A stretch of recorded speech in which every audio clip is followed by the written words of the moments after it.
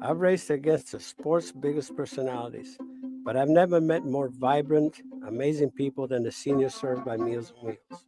As a volunteer, you deliver a hot, nutritious meal and a friendly hello to someone just like your mother, grandfather, or next door neighbor. These seniors are inspiring people with incredible stories to share, and they love to see you. The smiles you get back are priceless. Delivering with Meals on Wheels is easy, and you don't have to drive like me for it to be quick. You can volunteer your lunch break once a week or just once a month. With 1 in 6 seniors facing hunger and many more living in isolation, your lunch break can make a real difference. So, America, let's do lunch. Volunteer your lunch break at americaletsdolunch.org. This message brought to you by Meals on Wheels America and the Ad Council.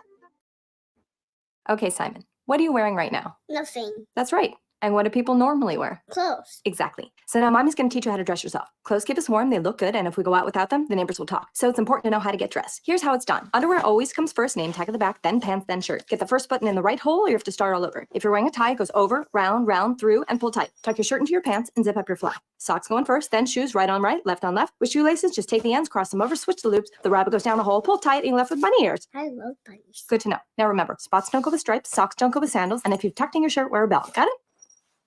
Why are your pants on your head? Most parenting is hard to do in just 2 minutes. But spending just 2 minutes twice a day making sure they brush their teeth is easier and could help save them from a lifetime of tooth pain. For fun 2-minute videos to watch while brushing, visit 2min2x.org.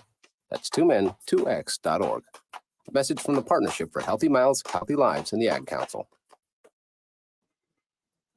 So you see, son, good manners are very, very important. Someday, many years from now, when you're a grown-up, you'll be a man. And when you are, you should be a gentleman. Do you want me to go through it one more time? Yes. Yes, please. Yes, please. Exactly. Always say please, thank you, you're welcome, and excuse me. Sit up straight, hold doors open for ladies. If a door's shut, then knock first. Don't burp, don't swear, don't speak with your mouth full, don't reach across people's plates, keep your elbows off the table. What table? And don't interrupt. While we're at it, don't stare, don't use foul language, don't call people names, but do remember people's names. Always share your toys, play nice, and cover your mouth when you cough or sneeze. On the bus, give up your seat to anyone who has trouble standing. Bottom line, treat others the way you'd like to be treated. Got it? Got it. And stop picking your nose. Most parenting is hard to do in just 2 minutes. But spending just 2 minutes twice a day making sure they brush their teeth is easier and could help save them from a lifetime of tooth pain. For fun 2-minute videos to watch while brushing, visit 2min2x.org. That's 2min2x.org. A message from the Partnership Healthy Mouths, Healthy Lives, and the Ad Council. Hey, there he is. How's it going? I'm having a stroke. Are you going to shake my hand or what? I'm having a stroke. Wow, you're not even moving your arm. I'm having a stroke. Are you okay? I'm having a stroke. Your face looks weird too. I'm having a stroke. Are you having a seizure or something? I'm having a stroke. When someone is having a stroke, they may not be able to say it with words, but their body language will tell you loud and clear. I'm having a stroke. You just need to know the sudden signs. Look for FAST, F-A-S-T, F, face drooping, A, arm weakness, or S, speech difficulty, then T, time. Time to call 911 immediately, because the sooner they get to the hospital, the sooner they'll get treatment. And that can make a remarkable difference in their recovery. Know the sudden signs. Face, arm, speech, time. Spot a stroke fast. Visit strokeassociation.org. Brought to you by the American Stroke Association and the Ad Council. The average time a resume spends on an HR manager's desk is 7 seconds. And most of them are tossed aside. Now imagine if one of those resumes belonged to Yasmin, who was living in a shelter, juggling 3 jobs. I had to be resilient. That's something that you can't teach. Or if that resume was from someone who worked 12-hour shifts at the recycling company with my dad, who's 72. That taught me a work ethic that I carry with me every day. We rely so much on a resume, yet it could never tell the full story of someone. Growing up where I did, a lot of things could have gotten in the way of my goals. But I learned to push through, and that's what I bring to work every day. So maybe it's time we look beyond the resume and look to Grads of Life. Discover new ways to develop great talent that are so much more than what's on paper at gradsoflife.org. A public service announcement brought to you by Grads of Life and the Ad Council. Ranger Station, Ranger speaking. Hi, I'd like to report a bear hug. Uh-huh. Okay. Well, we were building a bonfire, and I saw some, dry brush and leaves around, so, I said to move the bonfire somewhere else, and out of nowhere, Smokey Bear shows up and hugs me. So you noticed some wildfire hazards and moved your bonfire to a safer location. Yeah. Yeah, that's Smokey, all right. He likes it when people help prevent wildfires. It hits him close to home. Not everybody gets the hug, my friend. So that's pretty special to get a hug from Smokey Bear. So it was him. Hey, guys, I told you it was Smokey. Okay, well, congratulations, my friend. And thanks for calling. There are many ways to prevent a wildfire. Learn how you can do your part at SmokeyBear.com. Only you can prevent wildfires. Sponsored by the U.S. Forest Service, Ad Council, and your state forester. Hope you enjoyed your meal. And I just want to say, he's lucky to have a brother like you. Lucky? Caring for my brother is far from easy. Waking up every day, lifting him from the bed to the wheelchair to the car to get him to therapy on time, it's no small task between the doctors and the diagnosis, but nothing can disable this love. This is my big brother, my hero. He's part of me, like my arms and legs, so I'll be his. See, there's no time for tired. This starts again tomorrow. He'll be waiting for me. I wake up for him. I know he needs me, but I'm the lucky one, even though I need help now and then. If you're caring for a loved one, visit aarp.org/caregiving for care guides and community, or call 877-333-5885. Caregiving Resource Center. Support for your strength. Brought to you by AARP and the Ad Council.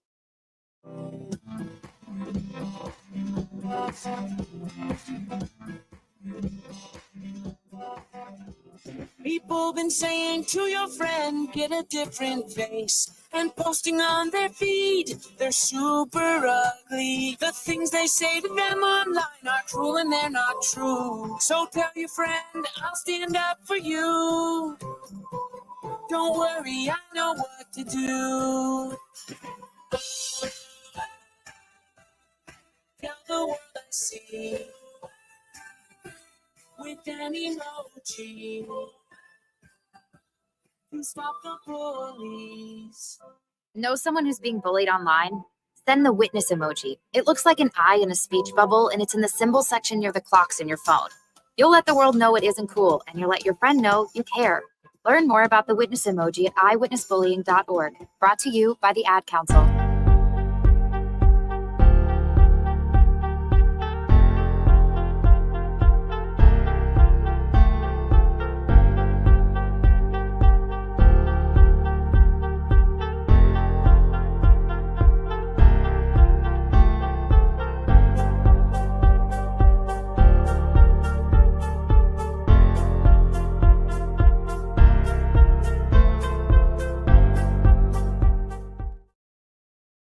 Sports Radio Network. The Jets lose 23-22 to the New England Patriots. The Bears lose to the Commanders and on a Hail Mary throw. And Trevon Diggs calls out a reporter who criticized a lack of effort. And much, much more on a new show of the Sports Loudmouth.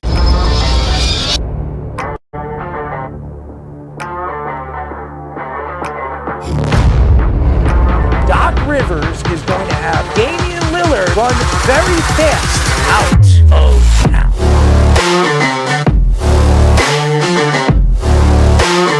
Does he help them win? You're under 500. Aaron Judge helps the Yankees win. You're paying the player $300 million. You better be sure that guy's going to help you get over the hump.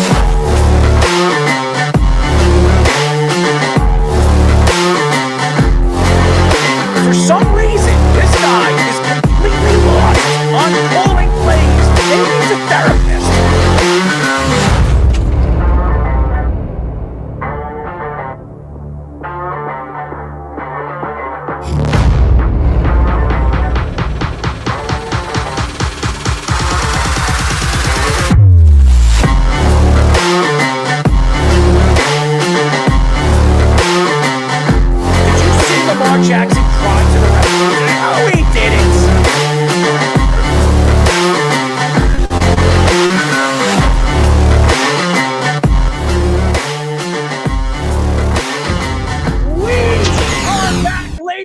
gentlemen, for a new show of the Sports Loudmouth. My name is Errol Marks, my co-host, Mr. Speedy Petey, and Mr. Jabba Chamberlain. And if you don't know our production, well, guess what? Mr. Aaron Fishman as our executive producer, and our Sports Minute, Tommy Scoops. Remember, you can call us at 631-672-3108 is the number to call. Go to our website at www.worldwidesportsradio.com. Check out all our shows throughout the week, including the Loudmouth with me, Speedy Petey, and Jabba Chamberlain, every single Mondays and Wednesdays at 7:30 p.m. All you have to do to tune in and check out our local listings for all our shows is go to our website at www.worldwidesportsradio.com. Oh, my God. I will say this. Yesterday was 48 degrees. Today, it's about 55, 56 degrees. This is perfect baseball weather. Mr. Jabba, what's up, man? Nada. We're Jekyll and Hyde over here too. It was like 52 yesterday. It was like 85 today. So you just never know what you're getting here.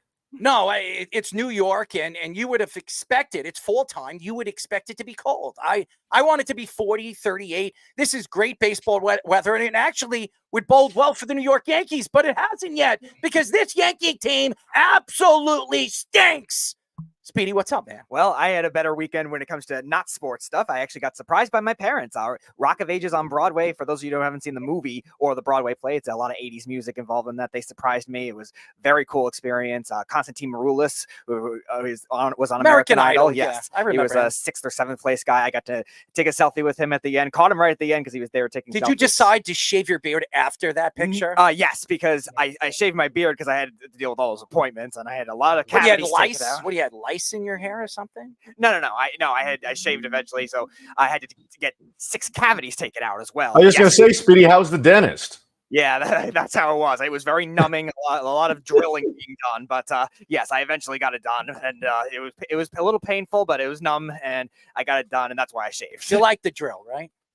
You like the drill. It was fine. It wasn't as it's painful. Good, right? It's because a good with feeling. the numbing, it wasn't as painful. I wouldn't say it's a good feeling. Yeah, it's a good feeling. You know, it gives you that urge, right? Yeah, getting drilled. Yeah, exactly.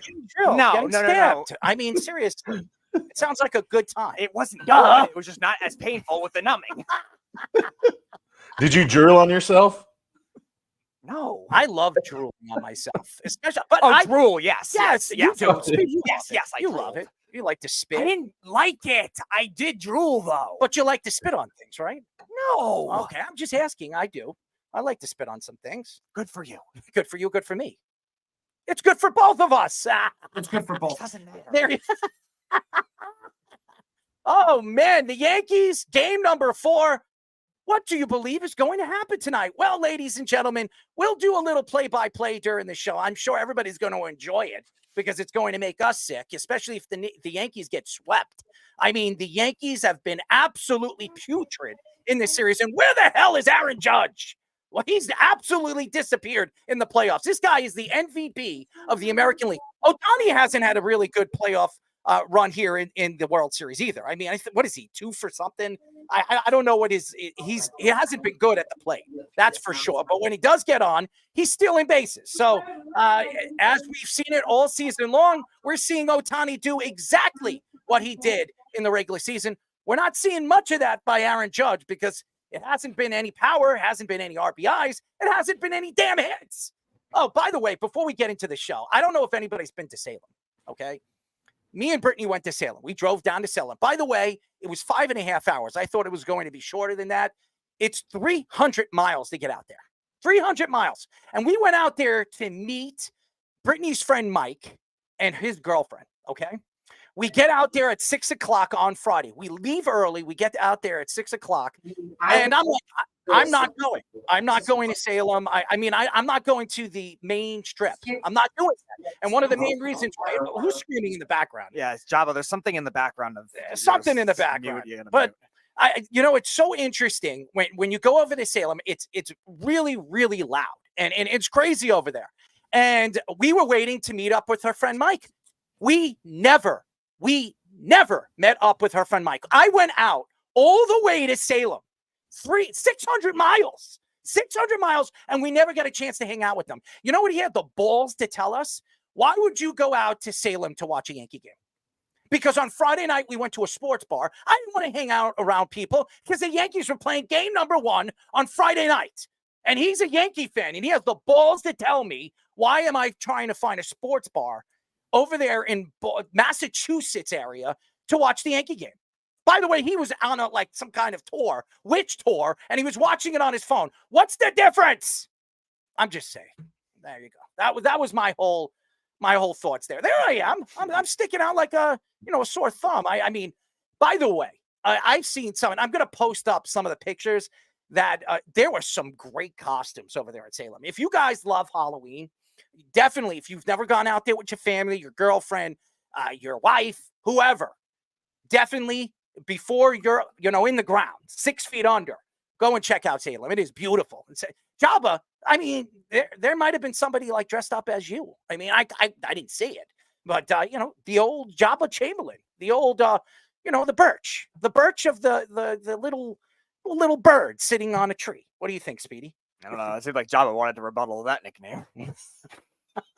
I mean, it never ends. I was like, at least they're still wearing my jersey. I love when I get on Twitter, X, whatever the hell you want to call it, and people are still rocking the 6 too. So got to show them some love. I appreciate that. So I love the number. Always make sure.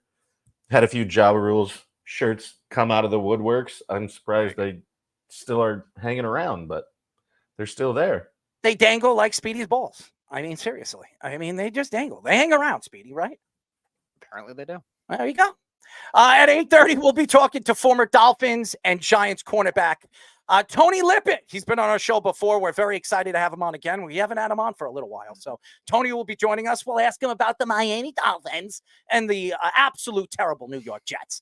At 9 o'clock, we'll be talking to Mr. Slammer's Director of Baseball Operations, Mike Pinto. He will be joining us, I guess you could say the president or GM of the Joliet Slammers. So we're very happy to have Mike on the show as well. Isn't it Joliet? Yeah, Joliet, Illinois is where Joliet. Whatever. The Jimmy Butler goth comb over. There you go.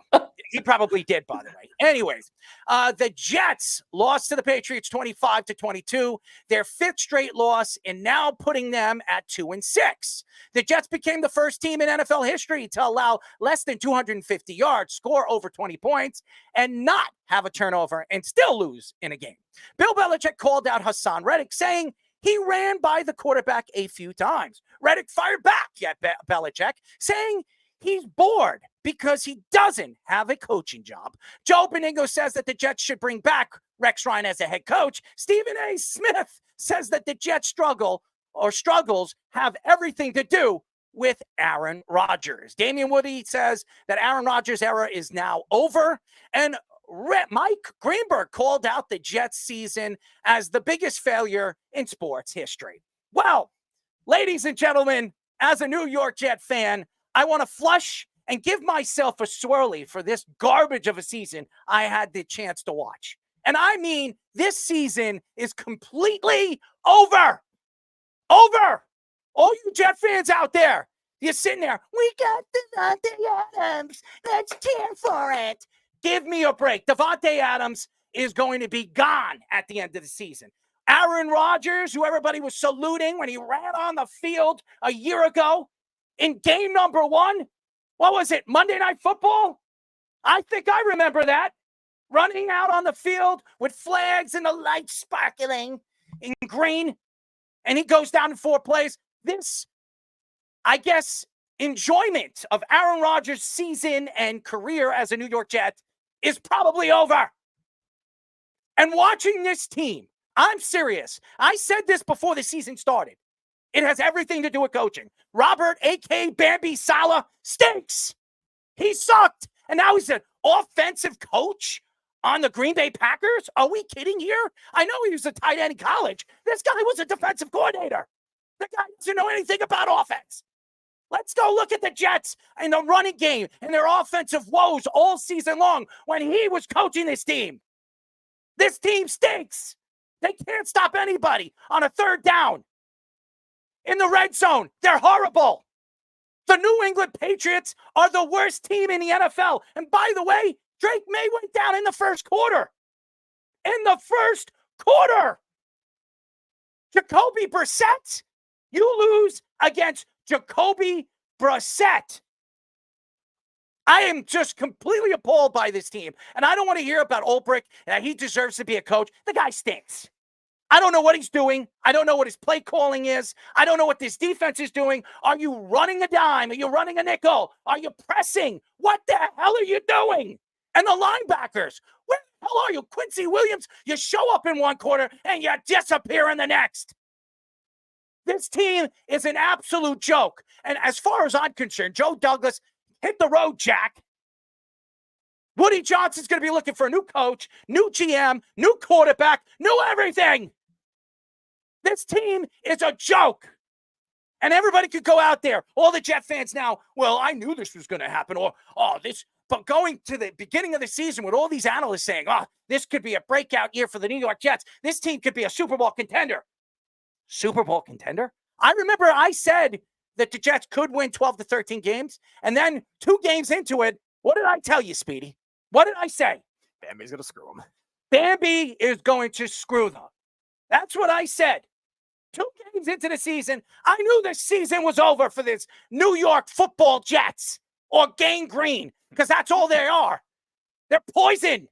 They're poison in this brain. They're poison everywhere.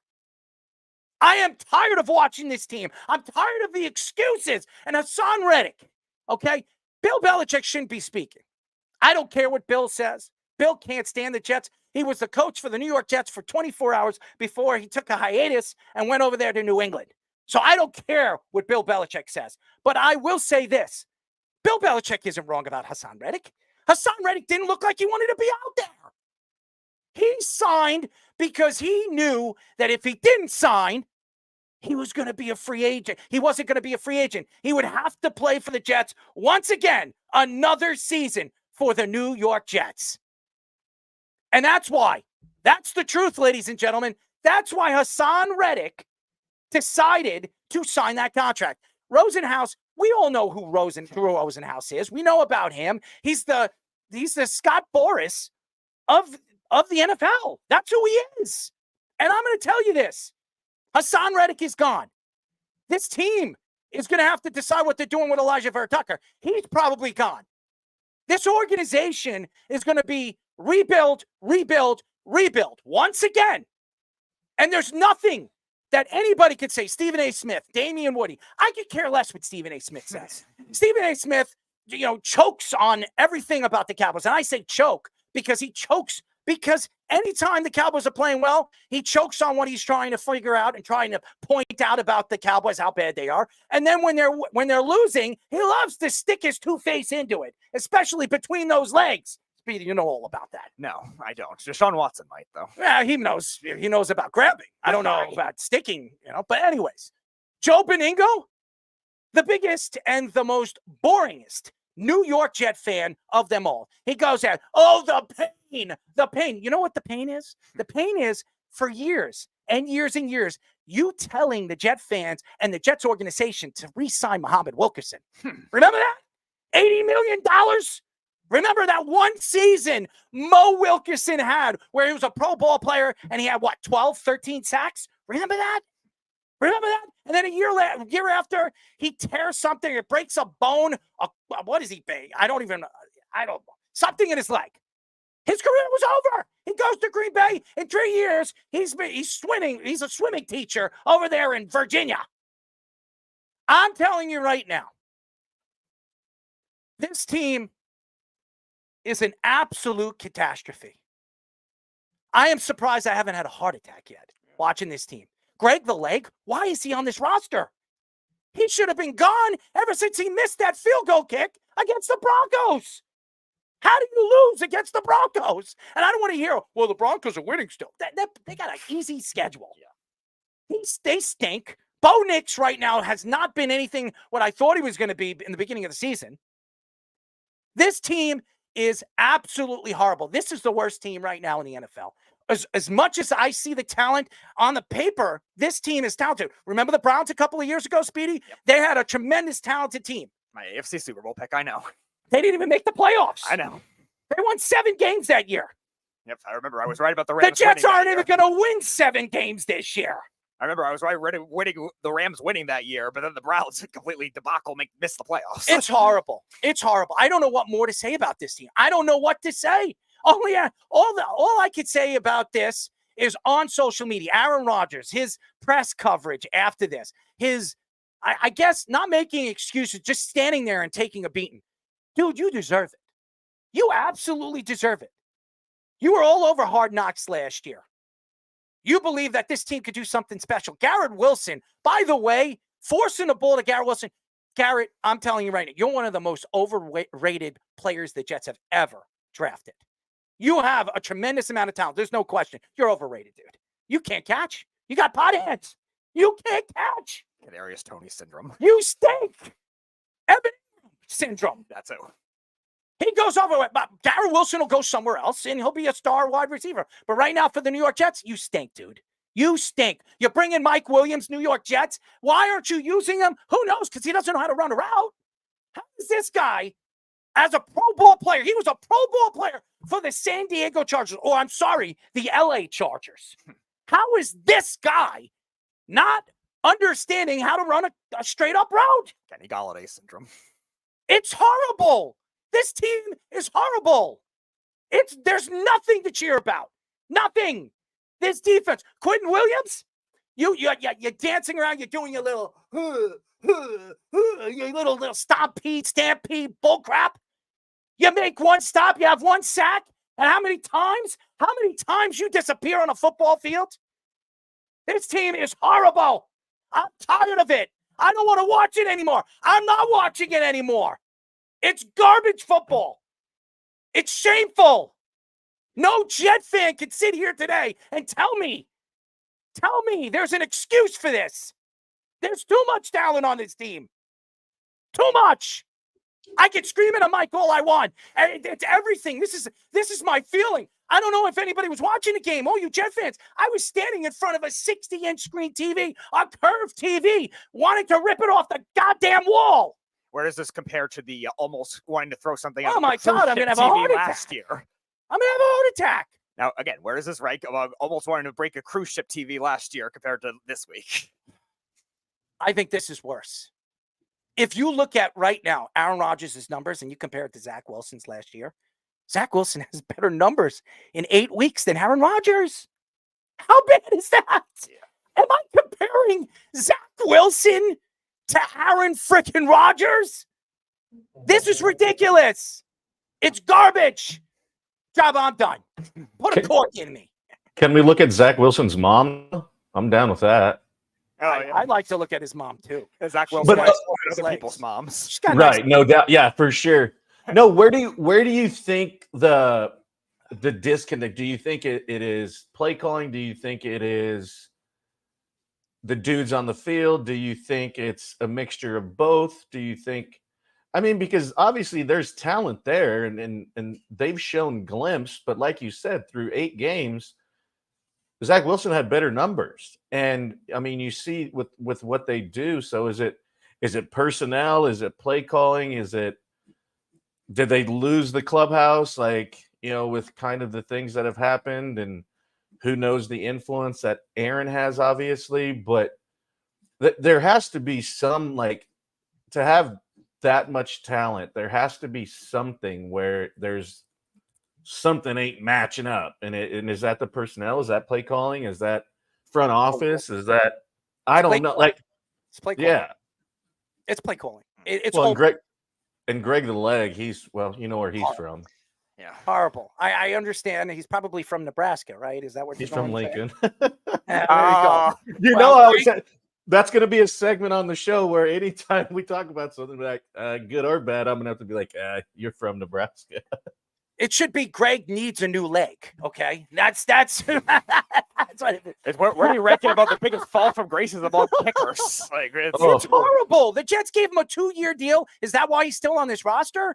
Pay him up. Get rid of him. Tell him to stand on the corner. He's probably worth more over there than he is playing in a football game. Yeah, it's one of the biggest fall from graces from a kicker. Jaba's right. Like, you're looking at the defensive play calling, and like from where they were last year, top 5, like being on the field all the time, to the now being on the field like a normal amount. I'm not saying the Jets offense is amazing, but like they're on the field at least a normal amount, and they're putting up worse numbers. They're getting sacks, fine, but they're not covering. They're not tackling in the secondary against the Patriots. The Patriots are not known for these yards after the catch gods at wide receiver. Keyshawn Boutte had a nice fourth quarter. He's a bigger bodied guy, but like besides Tyquan Thornton, really nobody has the speed after the catch on that Patriots team, and they're not tackling at all. And the play call, like you're saying, Jabba, Jeff Ulbrich is getting Robert Saleh syndrome. They're not adjusting. They're not first of all, the Patriots are probably not winning another game this year. Why not? That was their Super Bowl. That was their Super Bowl, to watch the Jets go completely flat on their face. That was their Super Bowl. Yes, for all you fans out there that were just so anxious to see what the Jets were going to do on Sunday, there was no need. It was over in the first quarter. I'm telling you, I knew the game was over in the first damn quarter, and the Jets were up in the first quarter. They were up at the half. I knew after they were 3 and out, after the third, when the third quarter started, they had the ball. I knew the game was over. I knew the Patriots had the momentum after they stopped him on 3 and out. There was no way the Jets were going to win this game. Yeah, and you look no way. You look at the most underwhelming seasons, like you even talking about it with the Browns. Like even that Browns team still won 8 games. Like you look at the Dream Team Eagles of 2011, that they didn't win the division. They still won 8 games and hung tough the entire season. This is a 2-6 football team that lost to the Broncos, projected to be one of the worst teams in the AFC. They're better than expected, fine. But the Patriots, still one of the worst teams in football. It's probably either them or the Panthers on paper are the worst team in football, and they lost to the Patriots. Gerard Mayo just got called out last week for all his coaching debacles. He goes there, these receivers are calling him out. What do? They go up against the Jets secondary and they put up 23 points. Or 25 It's embarrassing. points. It's embarrassing. This team is embarrassing. This organization's embarrassing. I don't want to hear Ulbrich go up there and talk about this coming week on Halloween to watch this Jet team absolutely be embarrassed on national television. How many times do we have to watch the Jets on national television just look a complete waste of time? They look like a complete waste of time. That's what they are. I don't even want to see it. By the way, I'm not, because I'm going to be DJing on Thursday night. I'm doing listen to this, a Halloween wedding. How crazy is that, ladies and gentlemen? There you go. That's what I'm doing. Is that good or bad luck? I don't know. Spooky. It's going to be spooky, baby. They've asked me for some crazy music. By the way, the list of music they want to hear is something from a nursery rhyme. Let me tell you. Okay, so for all out there that want to know what I have to do on Halloween, it's definitely not to impress anybody but this family of craziness. I'm not going to mention any names. I don't want to throw myself under the bus or anybody else. But to get back to the New York Jets, it's, the Jets are perfect for Halloween. They're a clown organization. We should see them dress up as a circus. Circus roulette. I mean, seriously. It's not. I think the New York Jets organization are better off right now having a circus on that football field than watching football, because whatever they're trying to show the fans or prove to the fans is nothing but a circus. Okay, that's what it is. It's that's what it is, ladies and gentlemen. A clown organization. And by the way, don't blame Woody Johnson on this. For all the fans out there, oh, Woody doesn't do this, and Woody opens up his pockets. I don't want to hear it anymore. Stop it. I'm not a big fan of Woody Johnson, but it's not Woody Johnson's fault. It's this organization as a whole. I don't believe they're hexed. I don't believe that there's something going on because of somebody like anybody claiming that they bet on the Jets years and years ago, and that's why they're not going to win until some quarterback dies. I don't believe in any of that, guys. It's not luck. It's not anything. It's poor game management. That's what the Jets have been for the last 50 years. Done, tied up, put it in the garbage, throw it in the garbage dump, do whatever you want with it. Why mess with it? The New York Jets are as green as the crap that comes out of my ass.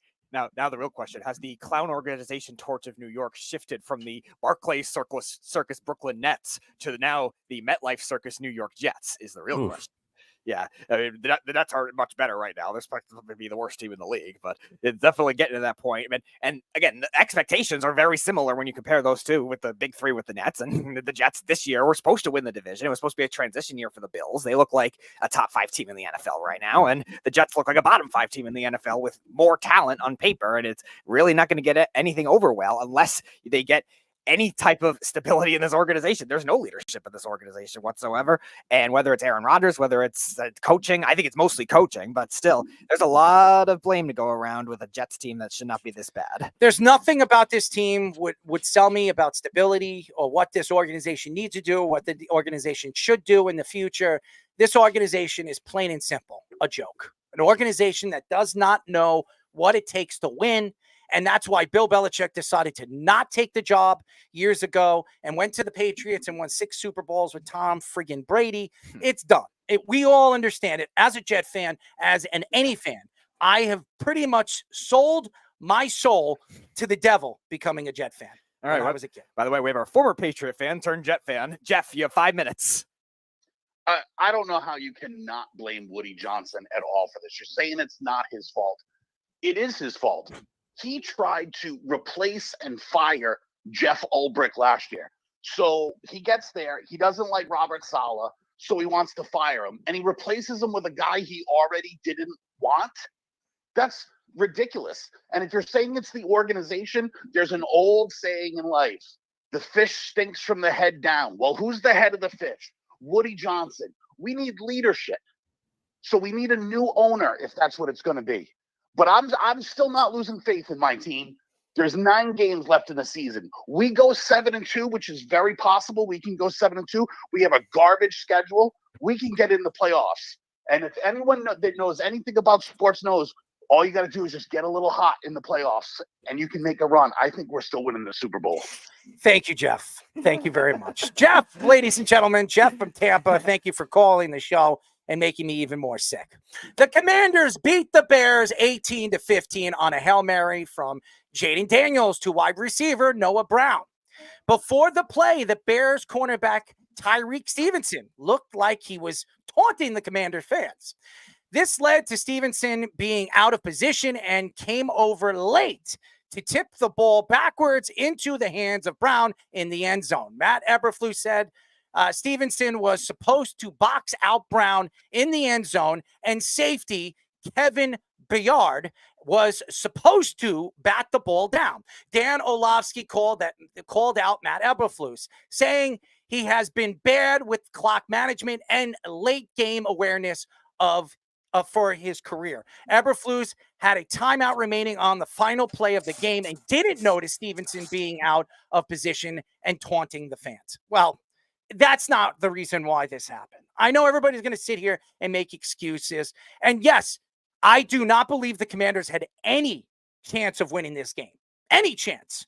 It was a field goal. It was a field goal game. That's what it was. It was all about what field goal kicker was going to win this game, because that's what it was. There was no way in my thought that they had a chance in the fourth quarter. They did not look like a good team. And even though they're going into the game, they were 5-2, they just didn't look like they had it that day. And we've seen teams like this. We've seen good teams not have it that day. We've seen it every single week for the New York Jets, not have it every single game. But nevertheless, this team has been amazing, really amazing. And by the way, they actually have a competent coach in Dan Quinn, who's been to a Super Bowl, lost a Super Bowl, but has been there.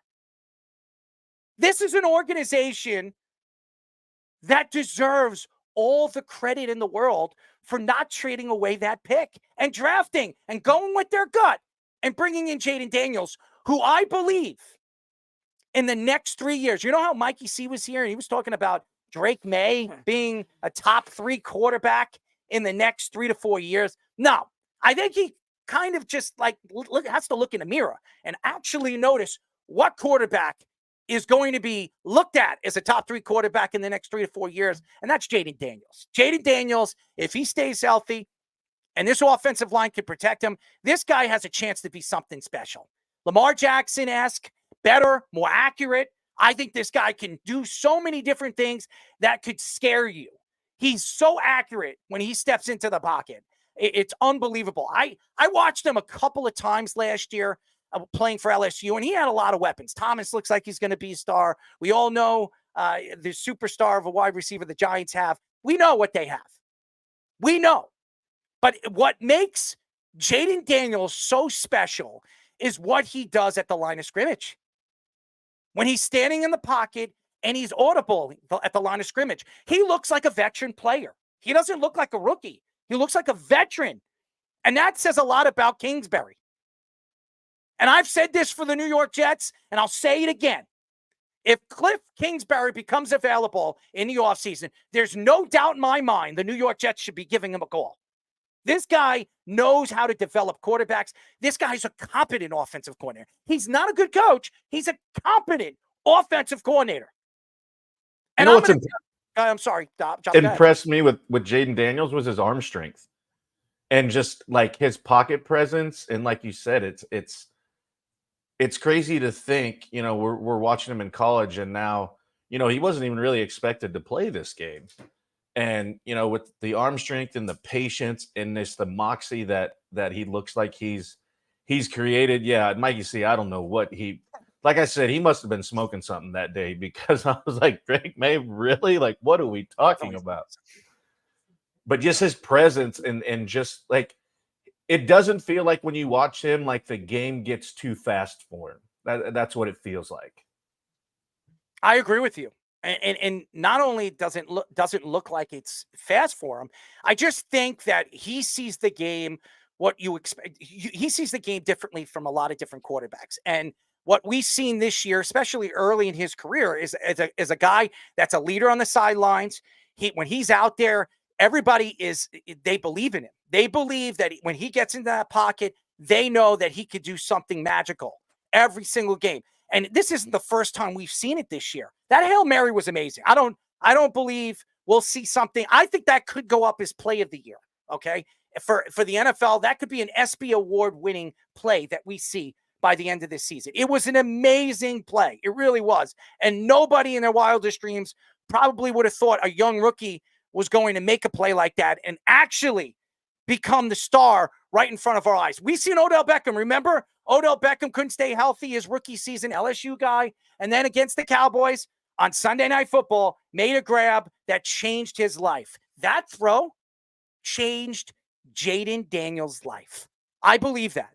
That play, what he did, scrambling and making a play like that, that could have changed who and what he could be in the future. Not as an NFL superstar, but as probably one of the richest NFL players we're going to see at the quarterback position. It is amazing what this kid has done. Tyrique Stevenson, I don't know what is going on with that guy's head. We've seen a lot of crazy things from Tyrique this year that is just mind-boggling why he's still on a football field. But again, if Greg Valeg is still on a roster of a team after missing 5 or 6 kicks, why shouldn't Tyrique Stevenson be on the Bears? I mean, and there's no excuses. Matt Eberflus can make any excuse he wants. Matt Eberflus stinks. He's a terrible head coach. The fact that he is coaching, I believe, a guy that can change the game. And I've said this, Caleb Williams. I think Caleb Williams is going to be a star in this league. This hurts him. Matt Eberflus hurts Caleb Williams' development. And what is it going to do? Next year, Eberflus will be fired. That's what's going to happen. And they're going to be looking for another coach. This is the same thing that happened to Justin Fields. Justin Fields was starting to play good football, and then they take him out for Russell Wilson. And now they're bringing him back because Russell Wilson stinks. So I'm just saying, I'm just speaking the truth here. Matt Eberflus right now could be one of the worst coaches I have seen besides, Ulbrich and Bambi. I think that this guy was the worst coach going into the season for any football team. I just think I'm not surprised the Bears lost this game, and it's very Bears-like, okay? And the Commanders, who have been a laughingstock of the NFL for the last couple of years because of their owner, has a new ownership in Harris, has a new age of quarterback, and a quarterback that we haven't seen them have. And RG3 stunk, okay? He had one good season, his rookie of the year. Right. to me, this is the best quarterback they've had in over 30 years. And you see the passing metrics that Jaden Daniels have. They're still much better from where RG3 was. And RG3 actually played with a better receiving core than Jaden Daniels has this year. When he was there, he had Pierre Garçon. I believe he had a couple more guys. And they had tight ends that were really good. Jordan Reed was really good for a while there. And Jaden Daniels is making it work with a lot of rookies. They have good running backs, but like Terry McLaurin is like the only one you would say is a threat as a wide receiver, and he hasn't had the same success that he had in his rookie year and beyond that. And that play extension, Jabba, we were talking about it off air. That play extension to throw the ball that far and extend the play to make it that Hail Mary is very impressive. Now, as far as the Bears end of it, yeah, Tyrique Stevenson, that is a benchable offense, what he's doing there, trying to taunt the fans and be aware from the play. Now, obviously, he's not going to be like cut or suspended or anything like that because he's actually had a good year. And the Bears' pass defense has been one of the best in the league, but that is a very benchable offense, how you're not seeing that. And Matt Eberflus, the fact that you don't see that and call a timeout, or any of the coaches not see that and call a timeout, is not very good either. And that's going to make it really bad for Matt Eberflus. And he's had issues with the clock management. He's had issues with red zone play calling. They had an offensive lineman run the ball and he fumbled in that game. Like, those kinds of things are inexcusable. And yeah, their record might show they're good. They beat the Panthers. They beat the Titans barely. They beat the Jaguars. Like, these aren't exactly good wins. They beat the Rams when they were hurt. This is not a good team right now. Yeah, I mean, it's you look at the schedule, you look at the potential of what it is. I think, you know, he has a chance to be something special, and we've seen flashes of it, and I think he only just gets better with time and more comfortable. So it'll be interesting to see.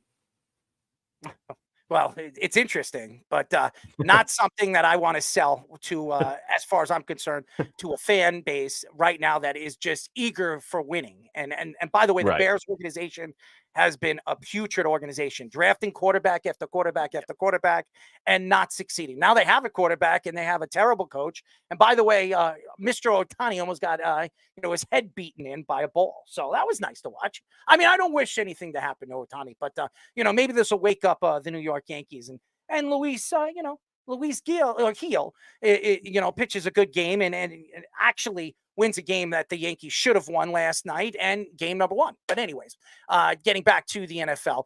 Oh, let's get into it. ESPN's Jeremy Fowler reports that the Colts have benched Anthony Richardson and will start Joe Flacco.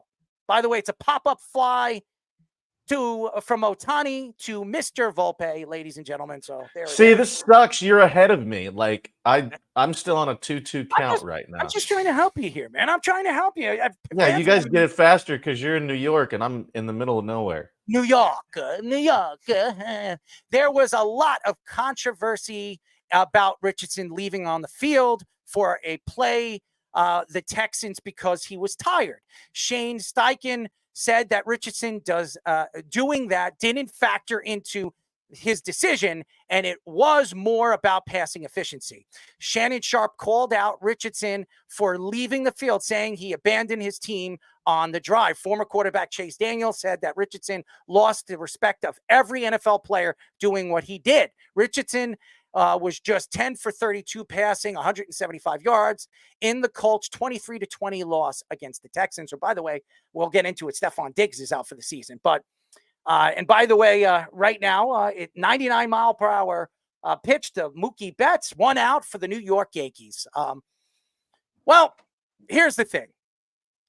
Richardson going to the season coming off a big injury like that, there was a lot of questions. It was his throwing arm. It was his shoulder. There were questions. Remember, this guy, when he came out playing for Florida State, or Florida, right? It was Florida. Coming out from Florida, there were a lot of questions with his accuracy. And he had a great season last year, the first half of season before he got injured. He looked really, really good.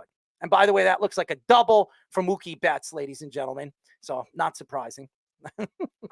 But the fact is right now with Richardson, I just think he's lost his locker room. And Joe Flacco, he's a veteran quarterback and a quarterback that has succeeded. He's won a Super Bowl. As a matter of fact, he had one of the greatest runs we've ever seen a quarterback have in playoff history with the Baltimore Ravens. I just think right now, when you look at the fact that the Indianapolis Colts right now are in a playoff position, they have a chance now. Stefon Diggs down. and obviously Nico Collins is not 100% healthy, they can absolutely take over this division. And CJ Stroud, as good as he is, and I said he was going to have a sophomore slump, he's not as good as he has been in his freshman year. Richardson, I don't know what's going on in this kid's head, but there's no trust in his teammates. None. There's none. And now your coach, who's trying to make every single excuse on why he decided to pull Richardson and put in Joe Flacco. The fact is, this is a guy you drafted in the top 10. This is a guy that you were placing your franchise on, and then all of a sudden you're taking him out. The fact is, him stepping off the field and embarrassing the organization, saying that he was tired, says a lot about where and what they think this kid is going to be in the next 2 or 3 years. I just don't believe Richardson's trust. And it looks like Freeman hit another home run. There it is. Wow. 2-run home run for, we were just speaking about him before the game. There you go, Fish. You can smile as, I've been taking shots at Freddie Freeman. This is consistent home run hitting. This is the 4th game in a row Freddie Freeman hit a consistent home run. He just set the record for 6 in a row. Oh, I'm sorry. 6 in a row. 6 in a row in the World Series, yeah. In the World Series, he was tied with George Springer. There you go. So, well, he didn't have to cheat. But the fact is right now, Indianapolis as an organization needs to make a move. I think, and I'll say this, Shane Steichen is one of the best coaches right now in the NFL. He's a great offensive coordinator. I think he proved that he can coach a good team and a good young team. The problem right now is that this organization put a lot in this guy's hands. And this guy's hands has been absolutely till dusk till dawn. He went from a dusk where everybody was thinking that this guy was going to be an elite quarterback, a top 10 quarterback, to a guy that is at the end of dawn and the sun's going down and it looks like his time as a starting quarterback is going down. Anytime you see a quarterback healthy and he's 2 years in, he gets pulled by a veteran quarterback for a veteran quarterback, and Joe Flacco tells me that I believe and they believe that his time as the starting quarterback for the Indianapolis Colts could be over. So yeah, it looks that way. It looks a lot like what happened with Jameis Winston and the Buccaneers. I think now Winston happened in his 4th year when Ryan Fitzpatrick and him was Baker Mayfield kind of switching off. Now Baker Mayfield with obviously with the Browns at the time and now striving with the Bucs. And again, maybe Richardson does have that chance left in him. It's interesting though, because you mentioned Steichen, the way his offense was. They have a lot of motion. He comes from the Eagles, obviously with Jalen Hurts, and almost won an MVP that season. And Richardson has those kind of traits when his athletic game. That speed and his arm talent is very similar as a prospect, probably even higher than what was thought of with Jalen Hurts in that draft. But as Fish is showing on the screen here, a 44.4% completion percentage is inexcusable. That is, even Zach Wilson, we were talking about bad his year last year, was 58-something completion percentage. 44 is inexcusable and definitely a benchable point. Like, he's trying to go for the big play all the time. He has good arm talent. He had some big throws this season. And he's running well, but again, that's not a quarterback. Like, that kind of thing. And it's weird with Steichen, too. Like, last year, Gardner Minshew, when he took over for Richardson, when Richardson had that collarbone injury, almost got them in the playoffs. The Colts are like 3 debacles late in the game from beating the Texans 3 times in a row, and they almost made the playoffs. They could have won the division very easily that year. And now Richardson is wasting what has been a good running game. Even with Taylor hurt, they've still been running the ball well. A good offensive line, an okay defense, not great, but enough of a team that's 4-4 right now. A lot of things could happen in that different ways, and it's ruined this receiving core that they've built up, and it's actually pretty good. And they've drafted a lot of good prospects, and Richardson can't make them work whatsoever. Yeah, I think too, like, when it comes down to it, it just shows the character, and you're in week 8. I mean, and I know it's a grind, but you take one playoff because you felt tired. Like, you don't think your teammates feel tired. And like you said, Earl, it's like he lost the locker room. Mm-hmm. When you come out of a game and be like, oh, I'm tired. Like, you're the 4th overall pick. Like, let's lock it up here. Like, respect is earned, not given. And when you're doing stuff like that and then get placed by a 39-year-old Joe Flacco, like, that just shows you exactly, that he has lost it, or it's just like maybe he's checked out. Maybe he needs a change of scenery. And it's just going through and reading some of the things he said and just saying like, oh, yeah, you're you're tired, so you're going to take a play off. Like, on that third doesn't down. happen. Yeah. Like, what are we talking about here? Like, you don't think everybody else isn't tired and grinding? Like, you're halfway through. You know, you got a bye week coming up, but like, still, like, we got to grind. We got to get through this together. And just to see the way that he just said, "Oh, I need to take a playoff because I'm tired," and in that situation, you're like, "What are you doing?" Yeah, and they were further down the field, so I think they were in field goal range. Like, it was third down. You're down in the game. You're trying to get momentum, like, and you're going to sit down because you're tired. Like, okay, why don't you finish the drive? Maybe it's 3 or 4 more plays. Then you could go get a rest and watch your defense. There you go. Anthony Richardson, like, yeah, and Jabba, you're right. Like, publicizing it, like, is even bigger of a problem for him, and just shows a lack of maturity. I thought he matured, like, as a teammate last year, like, even sitting the bench, and now he just went in the other direction completely. 2 outs. Muncy just struck out. Luis Gil right now is looking like a rookie quarterback. I mean, rookie pitcher. Well, he is a quarterback, but pitcher right now for the New York Yankees. He's having problems with location, as you saw Mr. Freeman, smack the ball into another hemisphere. Yeah. And right now, the Yankees look like they're going to be 4 and out. They have been absolutely horrible. They cannot get the bat on the ball. And if they got to go tick for tack right now, and Friedman, you see why the LA Dodgers gave him the money. That's why they made the move to bring him in, because of what he did for the Braves and what he has done ever since he's come to the LA Dodgers. This guy hits big hit after big hit after big hit. And that's why the Dodgers right now look like they're going to sweep the New York Yankees. There's nothing that tells me that the Yankees are going to figure this out and figure this team out. And it's not because of the pitching, because the Dodgers pitching all season long has been up and down. They don't even have a closer right now, and they're still finding a way to win and pitch against the New York Yankees. It says a lot about the Yankees, timely hitting. But to get back to what you guys saying, I agree with both of you guys. I just think right now, Steichen wants this team and believes that this team can still make the playoffs. And with Joe Flacco under the helm, the guy, we've seen Joe Flacco do it last year with the Texans when C.J. Stroud was out. I mean, he was the guy. He was the guy that stepped in and helped this team, figure things out and get this team, into the playoffs. Did he not? Wasn't Joe Flacco that did that? It was with the Browns. I'm sorry, the Browns. I'm sorry. They lost. It was the Browns. Yeah. It was Deshaun Watson. I'm sorry. Yes. It was but yes, Joe Flacco, everywhere he's gone, he's found a way to win. Even with the Jets, when he got a chance to play for the Jets, he was making play after play. He actually had some of the best games as a quarterback for the New York Jets. He had 200-300-yard games for the New York Jets. I think the only ones that season. That's right. So Joe Flacco is a good quarterback. He's a filling quarterback. But I think he's a guy that you can trust in the big game and at the big time. So we'll see. Maybe this changes everything for Indianapolis. I do believe that they have the weapons. They got a good running game. They have 2 really good wide receivers. So why couldn't this team make the playoffs? But it's not going to be because of Richardson's arm strength. That's for damn sure. All right, Keith, you got 5 minutes. Hey, Errol, you're the one who loved Richardson. You said he's going to be awesome. Remember? Yeah, I did. So, yeah. Well, you're having a bad night, man. Except for your Jets. They're going to be just fine. What do you think about Jameis Winston coming out and getting 340 yards and Aaron Rodgers still hasn't had one 300-yard game? Well, guess what?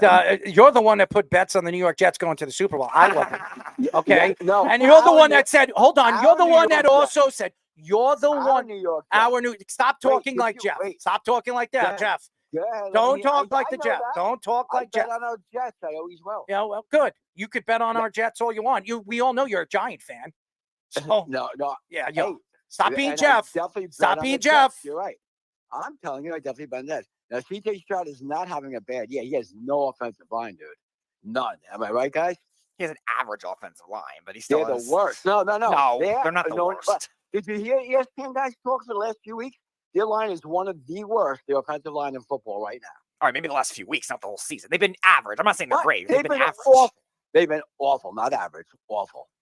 Okay. They're one of the best left tackles in the league. Do you think he's having a bad year? Yeah, he's not having a good year. He's having a down year, yeah. He's having a down year from his freshman year. Yes, it is, Keith. Yes, it is. No, it's not a great like last year, but for a second-year guy, he's still playing well.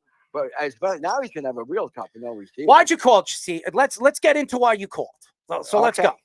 About the Yankees. Again, you said Freeman was just selling himself. Everything you're saying tonight, you're just like contradicting yourself to what you said all year. Uh-huh. You said he was yourself. I told you he wasn't. The Yankees aren't. I'll tell you what, though. They're just not. They're not as good. They're just not. Dodgers are much better. The pitching's much better. Roberts is managing much better. He's out managing the shit out of Boone. Not that Boone made the game one really fucked him. I think game one with that poor decision he made, he did great in the first couple weeks of the playoffs. I'll say up until this. My opinion is that game one was kind of like the Kirk Gibson home run. It just knocked him out. And now Freeman's just on fire. The whole team they're just a much better team. Honestly, the Dodgers beat the second best team, the Mets, already. The Mets were better than the Yankees all year. And they got through the weak schedule. And that's what they did, Unfortunately, it sucks, but it is what it is. I think the Dodgers just playing better, obviously. The Dodgers are the better team right now. I mean, on paper, you would think that they're the better team on paper. They're the better team in every which way. Going into this series, I did not think they were the better team on paper. I did not. But how could you think the Royals could beat the Yankees, but not the Dodgers? I didn't say that. The Dodgers had 4 injured First of stars. all, I did not say that the Dodgers couldn't beat the Yankees. Okay, I said that the Yankees were going to beat the Dodgers. Why? Why did you think that? Why did I think that? Because I thought the Yankees when you look at their roster and the way Giancarlo was playing and the way Soto was playing, the way they look like they were playing well. Yeah, I thought that Aaron Judge was going to find his way out of this slump. He hasn't. What made you think that? He's never done it before in the playoffs. Keith, it was my opinion on what I thought. Okay. But I'm just saying. But looking now, dude, and hey, listen, I was hoping they'd win. I didn't think they get swept, but they're going to get swept. They're not surprising once you're down through nothing. Maybe they won't. Whatever. They're not coming back and winning 4. But the Dodgers pitching has been outstanding. And Errol, you got to remember one thing: the Mets hit the Dodgers pitching much better. The Dodgers were scoring 10 runs a game, 8 runs a game against the Mets. They've been on fire, man. On fire. The Yankees weren't. They beat 2 crap teams to get here. All right. And, whatever. Have a good show. Keith, thank you. By the way, Keith, I just want to give you these numbers because you're telling me that C.J. Stroud is not having an off year. Now, he's having a good year. It's not like he's been horrible. I mean, 11 touchdowns to 4 interceptions is a good year. But here's the numbers. He has 1,948 yards, which is 7th right now in the NFL at the quarterback position. Last year, he was ranked 3rd at this time of year. He has 11 touchdowns right now, tied for 10th. Last year, he was tied for 4th. Last year. Okay, so there you go. Interceptions, tied for 53rd. Last year, he only threw, I think, 8 interceptions or 7 interceptions. This year, he's ranked 53rd. Last year, he was ranked in the top 3 at the quarterback position. And his quarterback rating, which is 60.2, is 12th in the league. He was ranked in the top 3 last year. So let's go back to it. We didn't say he's having a bad year. We're saying he's having not as good of a year his sophomore year. Now, I think C.J. Stroud's a phenomenal quarterback. I think he's a quarterback that's going to be sensational for the next, I would say, next 15 years, as long as now there's no catastrophic injury. But C.J. Stroud is a guy that you absolutely, and by the way, I am a C.J. Stroud fan because I was one of very few that thought that C.J. Stroud was going to be the best quarterback in that class. So there you go. As far as I'm concerned, and Jabba, going back to what you were saying, and we will get into, you got a couple of big football stories. We're going to get into the Trevon Diggs situation, Stefon Diggs, two brothers, absolutely in front of the cameras, an absolute despicable, 2 human beings, but that's a whole nother thing. Brian Burns calling out the New York Giants and the Dodgers and the Yankees 3-0 up, the Dodgers up, leading the Yankees 3-0. But, and we have our very special guest, Tony Lippett, joining us in just a few moments. To get back to what you were saying, I just think that the Colts have a chance right now. Jabba, I think the Colts have a chance to win this division. The Texans, with all the injuries, and like Keith was saying, the offensive line has not been as good as it was last year. I do believe Indianapolis is right there to win a division that's very wide open. Jabba, I think too, when you look at it as a whole picture and what you're getting, I mean, it's not like it's a real big drop off in what it is and the talent that you have in the receivers and what they have. And I'm just scrolling through looking at their schedule. Their schedule's not too terribly tough. So I think they've got a chance to be able to, maybe this shakes it up a little bit. Sometimes that shake it up, it actually works and sees what happens. So I'm excited to see. I don't think the division's that great, and I think they're gonna have an opportunity to do some work and hopefully Joe can get that the clubhouse back and everybody around each other. So I mean they've got guys to do it. It's just, are they going to do it? They're 4-4. They're 4-4, and they're right now 2 games behind the Texans. And the Texans, with all these injuries, this is a benefit for the Colts to figure this out. And that's why they're jumping right now with the Flacco bandwagon. Because Flacco, he is going to be consistent, and he's going to make everybody around him better. Richardson doesn't make everybody around him better. It's either he's on or he's off. And that's what we've seen with Richardson really for the last 2 seasons when he's been healthy. When he's on, the team is on. When he's off, he can't find a way to win. The team can't find a way to win. He loses the locker room. But again, they have a chance to win this division. There's no question that they do. And I think they have to play the Texans twice, right? I think they already did. They lost them twice already, which doesn't help for that cause. But if the Texans, I forgot that they played them. Yeah, if the Texans do end up falling apart with all these injuries, yeah, it's definitely possible. Otherwise, you still have a good shot at a. I'm trying to look at their record. I'm trying to look at who they lost to, but I guess they've lost against, and that hurts them too because losing 2 games against the team that's ahead of you in the division right now. What is their record right now in the division? 0-2. Yeah, because they're 0-3 because they also lost to Jacksonville too. All right, so they're 0-3, so that's automatically bad for this team. They have to find a way to win.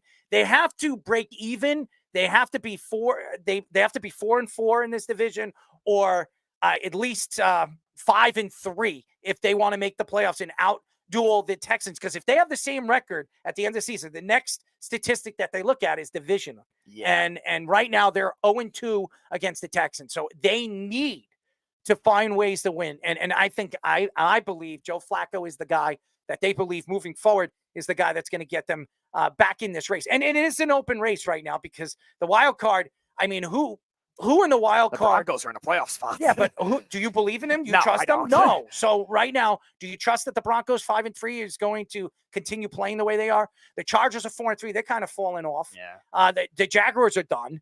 The Jets are done. The Patriots are done. The Dolphins look like they're done.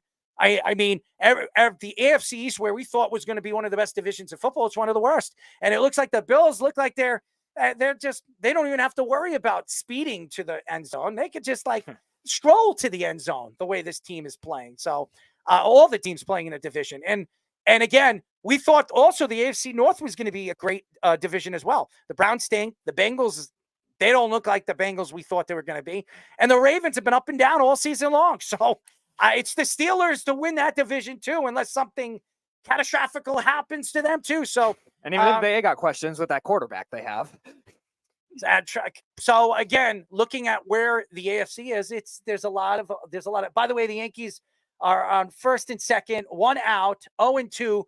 Jazz, aka Chisholm Wisdom, is up to bat. So there you go, Mr. Base Stealer and the guy that guaranteed the Yankees winning World Series. Thank you, Jazz, for jinxing the Yankees. But anyways, when you are 2 pitches ahead of me. I don't like this. Listen, by the way, you were on a show today, and you were fantastic, by the way. I have to give you a lot of credit. You're fantastic. You actually stuck out from everybody else on the show. So you should get a pat on the back. I'm going to pat you on the back. Good job. Good job, Jabba. Good man, Mr. Jabba Chamberlain, everybody.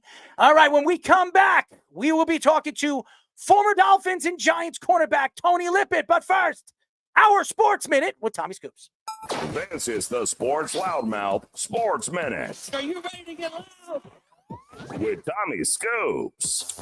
Happy Tuesday, folks. Tommy Scoops here to bring you guys the Loudmouth Sports Minute, of course, and starting off with some NFL news. The Jets quarterback Aaron Rodgers actually completed his first full practice today since week 4. As Rodgers actually has been limited with a knee and hamstring injury, this will be removing him from the injury report while also adding kicker Greg Zuerlein with a knee injury.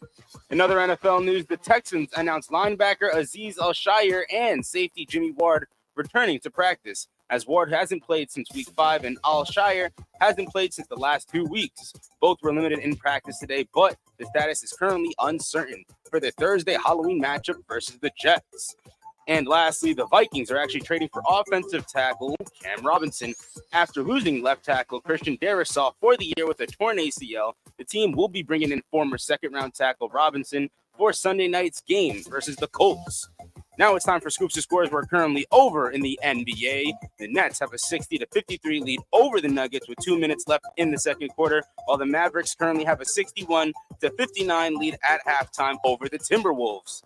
That is currently all the time I have for you guys right now. I'm going to kick it back to the boys for their guest on the Sports Loudmouth. This is the Sports Loudmouth. I won no car, just like you, not me. 631-672-3108 is the number to call. We had 2 callers already tonight. Thank you to Jeff and Mr. Keith giving me all the craziness. But thank you for calling this show. I'm your host, Errol Marks, my co-host, Speedy Petey, and Mr. Jabba Chamberlain. Go to our website at www.worldwidesportsradio.com. Check out all our shows throughout the week, including The Loudmouth with me and Speedy Petey and Jabba Chamberlain every single Mondays and Wednesdays at 7:30 p.m. All you have to do to tune in and check out our local listings for all our shows is go to our website at www.worldwidesportsradio.com. By the way, ladies and gentlemen, one of my laptops I DJ with, I spilt water on it during a live event this weekend. It went down. I bought the same computer on eBay because I wanted the same one, and this thing froze again. I have to send it back out to this guy that I bought it. It's just I have such bad luck with computers. I don't know what the hell's going on. I'm better off going out and buying some good, non-used toilet paper. What do you think, Speedy? I don't know. I would not be the expert on toilet paper. Well, I am. It's softer the better, right? You don't want hemorrhoids. I'm not judgmental. You don't want hemorrhoids. Have you ever had hemorrhoids? No. You've never had hemorrhoids? No. Oh, that's horrible. I mean, you got to sit on like this cone on your toilet. It's the worst. So you got to use wipes, no toilet paper. You got to use wipes. No, wipes are bad for your ass. That's what I've heard from the doctor. You know what the doctor tells me? The doctor tells me that if you're going to the bathroom, especially at home, you should be jumping into the shower after you go to the bathroom to wipe your ass. You do not use toilet paper and do not use any wipes because it's bad for your. What if you're a frequent pooper? How many showers would you take a day? Man, I'm a frequent pooper. Let me tell you, it goes and it comes, man. It's like every day I'm eating chili. It doesn't matter what I eat. I'm on that bowl, man. Speedy, you know all about that, right? Yeah, I don't want to see it though. It's pink, right? Why would I know that? I'm just goodbye. Anyways, he's been waiting patiently. We're now talking to former Dolphins and Giants cornerback, our friend Tony Lippett. Tony, what's up, buddy? What's up, man? Welcome back, man. Appreciate y'all having me again, man. Welcome back to you. What is it? Welcome back to me. But we got a new guest. We have a new partner, not a new guest. I mean, He was a guest and now he's a partner to the show. We love him. It's Jabba Chamberlain. You know who Jabba is. What's up, Jabba? What's happening, my man? I won't hold Gold Michigan State against you. I won't hold it against you. Oh shit. I almost got in a fight in East Lansing when Nebraska was playing them. I thought you were going to come out with like something. I'm not going to go missionary. I was about, what the hell's going on with you, Jeff, today? I didn't know where he was going. Tony, if he was going to go that way, I'm probably going to mute my mic and just like, drop the mic. Because as a Jet fan, we know all about dropping the mic. And Speedy knows how to drop everything, including the soap, when his dog is around. That's for damn sure. Anyways, you know all about that, Tony, as we had this conversation before. Tony, your Dolphins right now are in a pretty bad predicament. I don't know what's going on right now. I don't know why Tua is playing. You're putting him in harm's way. What is this, 5 concussions in the last 4 years? It's not healthy. CTE, we've seen this before. What are your thoughts of bringing back Tua Tagovailoa? I mean, at the end of the day, it's his decision. It's kind of hard. I know some people was leaning towards, he should walk away or he should play. It's kind of hard to walk away from something like when you're in the midst of it. You feel me? So it's just kind of difficult. It's difficult decision to make right now because you don't really know. In 2 years, he can feel better, and then he might want to play again. You just never know with that whole thing. But my thing is, if he want to play, if he feel good enough to play, if he put his mind to it, then go ahead. It's like I said, it's his decision. We don't got nothing to say with it, but if it was my son, you know, I consider all options. But we gonna see, man. I don't really know too much. He played last week, though. I mean, did he get sacked? Did he get tackled? I ain't really watching, so I don't know. But Well, he got hit. They let him run, and Yeah. he did slide. He did get hit, but it wasn't as bad as it could have been. That's for damn I sure. mean, I think but- teams are afraid to hit him. I would be afraid to hit him. I'm about to say the last time he got the concussion, it wasn't really a bad hit. It was like he kind of tried to deliver the blow, and that wasn't a bad hit. That's not even a real tackle. Like 3 didn't even tackle him like that. So it's like you going down like that off that. It's like, man, I don't know, man. I don't know. But it's the game of football, and it's his decision. But I hope, you know, we'll see 10 years from now what all happens. We'll see. It was crazy that was Damar Hamlin that did it too. Like, Yeah. I mean, it wasn't bad, but it's just it's very eerie that, you know, you saw like how Tua reacted, and then you looked and you're like, oh damn, that was Damar Hamlin. You're like, oh boy, that was just, it was real eerie when it all happened. So, Tony, I know you being a former corner, you probably are bashing this play and Tyrique Stevenson, what he was doing on that Hail Mary, taunting the crowd before that. I'm sure you've seen stuff like that on the sideline, but never during the play. Like, what are your thoughts on that whole debacle, the way that went down? Man, I seen it on the review, and he just like, I'm like, bro, the play is going on. Like, they damn near right by him by the time he turned around. That's unacceptable. I'm gonna be real with you. That's unacceptable, man. Turn around, in the game, finish the game. You know, then you can do that afterwards. What's the difference between you doing it right here and doing it after the play is over with and they don't make the play? Like, what's the difference? It's just that just comes from, you know, up top. That comes from up top. They got to get their situation going. They got to figure out what type of team they is, what type of culture they want to be, what kind of culture they want to have. Because that's unacceptable. I mean, you lose a game like that, like, that ain't good, man. That ain't good. Yeah, Java. Hey, Tony, I got a question.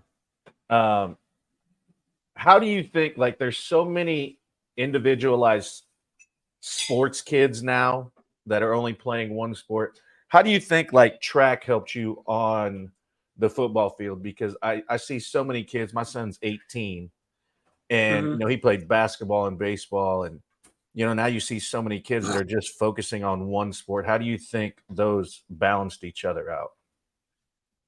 For me, I mean, I ran track 10th grade, 11th grade, 12th grade year. It kind of helped me with just like, everybody can run, everybody know how to run, but it just helped with the fundamentals on controlling your body, controlling your breath, controlling, you know, running upright. Because some people it just controls the body. Like, it really helps you learn how to control the lower half of your body as well. Help with your balance, helps with your stamina. You know what I'm saying? Like, you just run it. It just helps with all of that. I mean, and then at the end of the day, it's competition. You know, it's competition. It's helping with you on the field. It depends on what position you play. If you play wide out, it's gonna help you with that. You play DB, it's gonna help you with that. Running back, whatever. O-line, I don't know about that, but they look those little shot put this and everything. But I mean, it's just competition. And like I said, it helps you with your fundamentals on running. Because I mean, who really teaches somebody how to run? You just kind of get out there and just start running when you're a 4-year-old or 5-year-old. You never really sit down and learn, like, okay, how can I, you know, control my breath when I'm coming around the curve on the 100 or whatever it is. It's just like it controls your breathing. So I say that. That's how it helped me for sure. I have to ask, while we're on the track conversation, how did you feel about the whole Tyreek Hill Noah Lyles feud during the Olympics? Oh no, you know they be talking smack. Noah Lyles be talking smack. I like it though. I mean, he lost it. Did he lose the last one? He got a bronze when he had COVID. He had COVID. Yeah. He had a bronze, but he was the world's fastest man. He did win that race that made him the world's fastest man.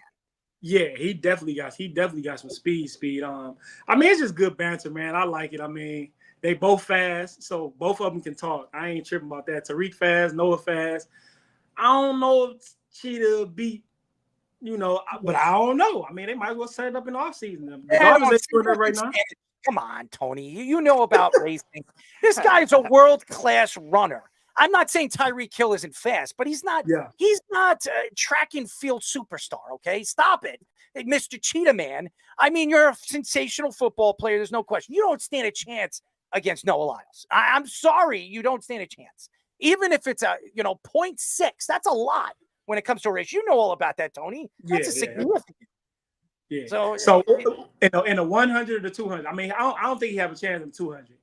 In the 100, you think Noah would dust him in the 100? How many meters he beat him by? I would say 2 meters, 3 meters. That ain't that bad for a football player. No. I understand that, but that's still enough to say that you're not going to win. It's just it's still, when you watch these races, they're very, very close. I mean, they're like a pinky off from winning. I mean, Noah Lyles won by what? By like a nose? I mean, like, seriously. So it's just different. I understand what Tyrique is trying to do. I understand he likes to compete and he's all about his competitive nature. But don't go out there, and Noah's wrong, by the way. He says winning a Super Bowl is not like winning a gold. That's the most ridiculous statement, Noah. Whatever you're going to say, winning a Super Bowl is just as good as winning a gold medal. Stop with that crap. Yeah. I mean, winning a Super Bowl. By the way, Noah, as much as you have, you've gotten all these endorsements winning that race as the world's fastest man, how much do you think these guys are making if they win a Super Bowl? They're making a lot more than you are running a race and winning a gold medal. I'm just speaking the truth here. So I know Noah's got to open up his eyes. I don't know about that. I don't know about you, Tony. I think he's out of his damn mind. I mean, I'm sure Noah will win for sure. But hey, football player, athletes, you can't tell them they can't do something. So that's just how that goes. Didn't DK Metcalf enter like a open track race one time too? Right? Yeah, Tyreek Hill did. Tyreek Hill did it this past year. And Marquise Goodwin, I think, was actually on the Olympic qualifier team one year too. Marquise Goodwin, team, he's super fast. Now he a track athlete. Mm-hmm. Tyreek tried to qualify too. He did early in the year. He tried to qualify for the Olympics. Mm-hmm. He did. Was it the 60 or I think it was the 60? Was it the 60 or the 100? Because I think I don't remember. Probably the 50 meter. I don't know if he got. I think it was the 60 for indoor. I think, yeah. I seen him run a 60. Yeah, okay. I don't know, but I know he tried to compete. He's got it, and he's adamant for this flag football crap for the Olympics too. Oh, I'm going to win a gold medal. I'll make the best game. Yeah, that's Tyreek, by the way. Anyways, we're now talking to former Dolphins and Giants cornerback Tony Lippett. Oh, yeah, Tony loves us, and we love him too. Tony, the New York Jets. I mean, there's a lot to, drop the hammer on when it comes to this organization. You know all about dropping the hammer. What are your thoughts to this complete debacle of a season for this New York Jet team? Man, they came out and spent me crazy. I did not think they was going to be like this. I thought through 8 games, they'll probably be 5-3, 4-4 at minimum. They just lost to the Patriots. Like, it's bad. Like, I just feel like that whole, like, when you fire a coach in the middle of the season, I was a part of it. Like, my rookie year, our coach got fired after 4 or 5 games? Mm-hmm. I think it was 4 or 5 games my rookie year. So I understand what it's like dealing with, being in season, your head coach getting fired and everything just kind of changed. Man, they just going through it right now. They have no identity. Their offense is not clicking. I don't think they really know what they want to do. I don't think Aaron Rodgers can sit back and throw the ball, go throw for throw with a lot of quarterbacks in the NFL today. Yeah, he's a Hall of Famer, and he is Aaron Rodgers, but time is kind of caught up with him, and the game is getting faster. The players are getting better. They're getting younger, and they ain't slowing down. Like, it ain't like basketball. Like, you still gotta earn your respect no matter how old you is on the field, and it don't matter. So they gotta, man. Yeah, it's looking bad. It's looking bad. If I was them, I'd blow it all up at the end of this year. Everybody gotta go. Everybody. Even the young guys? Even the young guys? Even the young guys. Wow. Because like, if you in the league and you get used to losing, that is not good for you as a player. That's not good for your team. Like, it's not good. Like, if you're in a losing program for 1 or 2 years or 3 years in the NFL, you gonna carry that for the rest of your career. That's from what I've seen. So I say, just start it all over. Like, just start it completely all over. I mean, they done made so many changes. They had this quarterback, that quarterback, this coach. They don't know what they want to do. So I just say, flush the whole building, start it all over. Let's move forward. Tony, what are you trying to do to me here? Give me another heart attack? I mean, seriously. Errol put his echo scan last week. It's not good for his Dude, heart. I have a hole in my heart. Okay, I mean, any more larger, I'm gonna be riding Bambi all the way to the woods. I mean, seriously. Losing to the Patriots? The Patriots, though, like I got you, man. I got you. What do you want me to say? They suck. It stinks. And Mike Francis. They stink. There you go. It don't look good though. Like it look like I can understand you losing games. Like the Cardinals lose games, but they look competitive and they look into every game. You can tell like they kind of buying into their coach. They buying into Kyler Murray a little bit more, and they got the guys around just flying around. But when you look at the Jets, you don't see that. You don't see people going all out. You don't, man. And like I said, it's the culture. It's the energy in that building. It's just not good energy. So that's why they lose. I mean, NFL, this is a game of inches, man. You gotta, if you feel like you lost before you step on the field, then you lost. It's over with. So they just gotta. They just, he say thank you. Thank you for making my day. Hey, just man. So Tony, I know you mentioned the interim coach season. That was actually Dan Campbell that year with the Dolphins in 2015. So I guess I see why you picked the Lions at the to win the or to go to the Super Bowl at the start of the year last year when we had you on the show. You had Lions Chiefs. You were very close, and I think we had you on right after that. So Dan Campbell, was he as like crazy as he is now with the Lions? Like when you were there? Yep, even more. We used to be like practice used to be live. Like he just used to have energy. Yeah, like he just got energy. Like he got energy. He gonna get out there and do up downs with you. He gonna run sprints with you. He gonna connect with you. He was a player, and you know he's just a loving, passionate guy. Like, will he drop the soap with you too? Say that, huh? Would he drop the soap with you too? Man, what you talking about?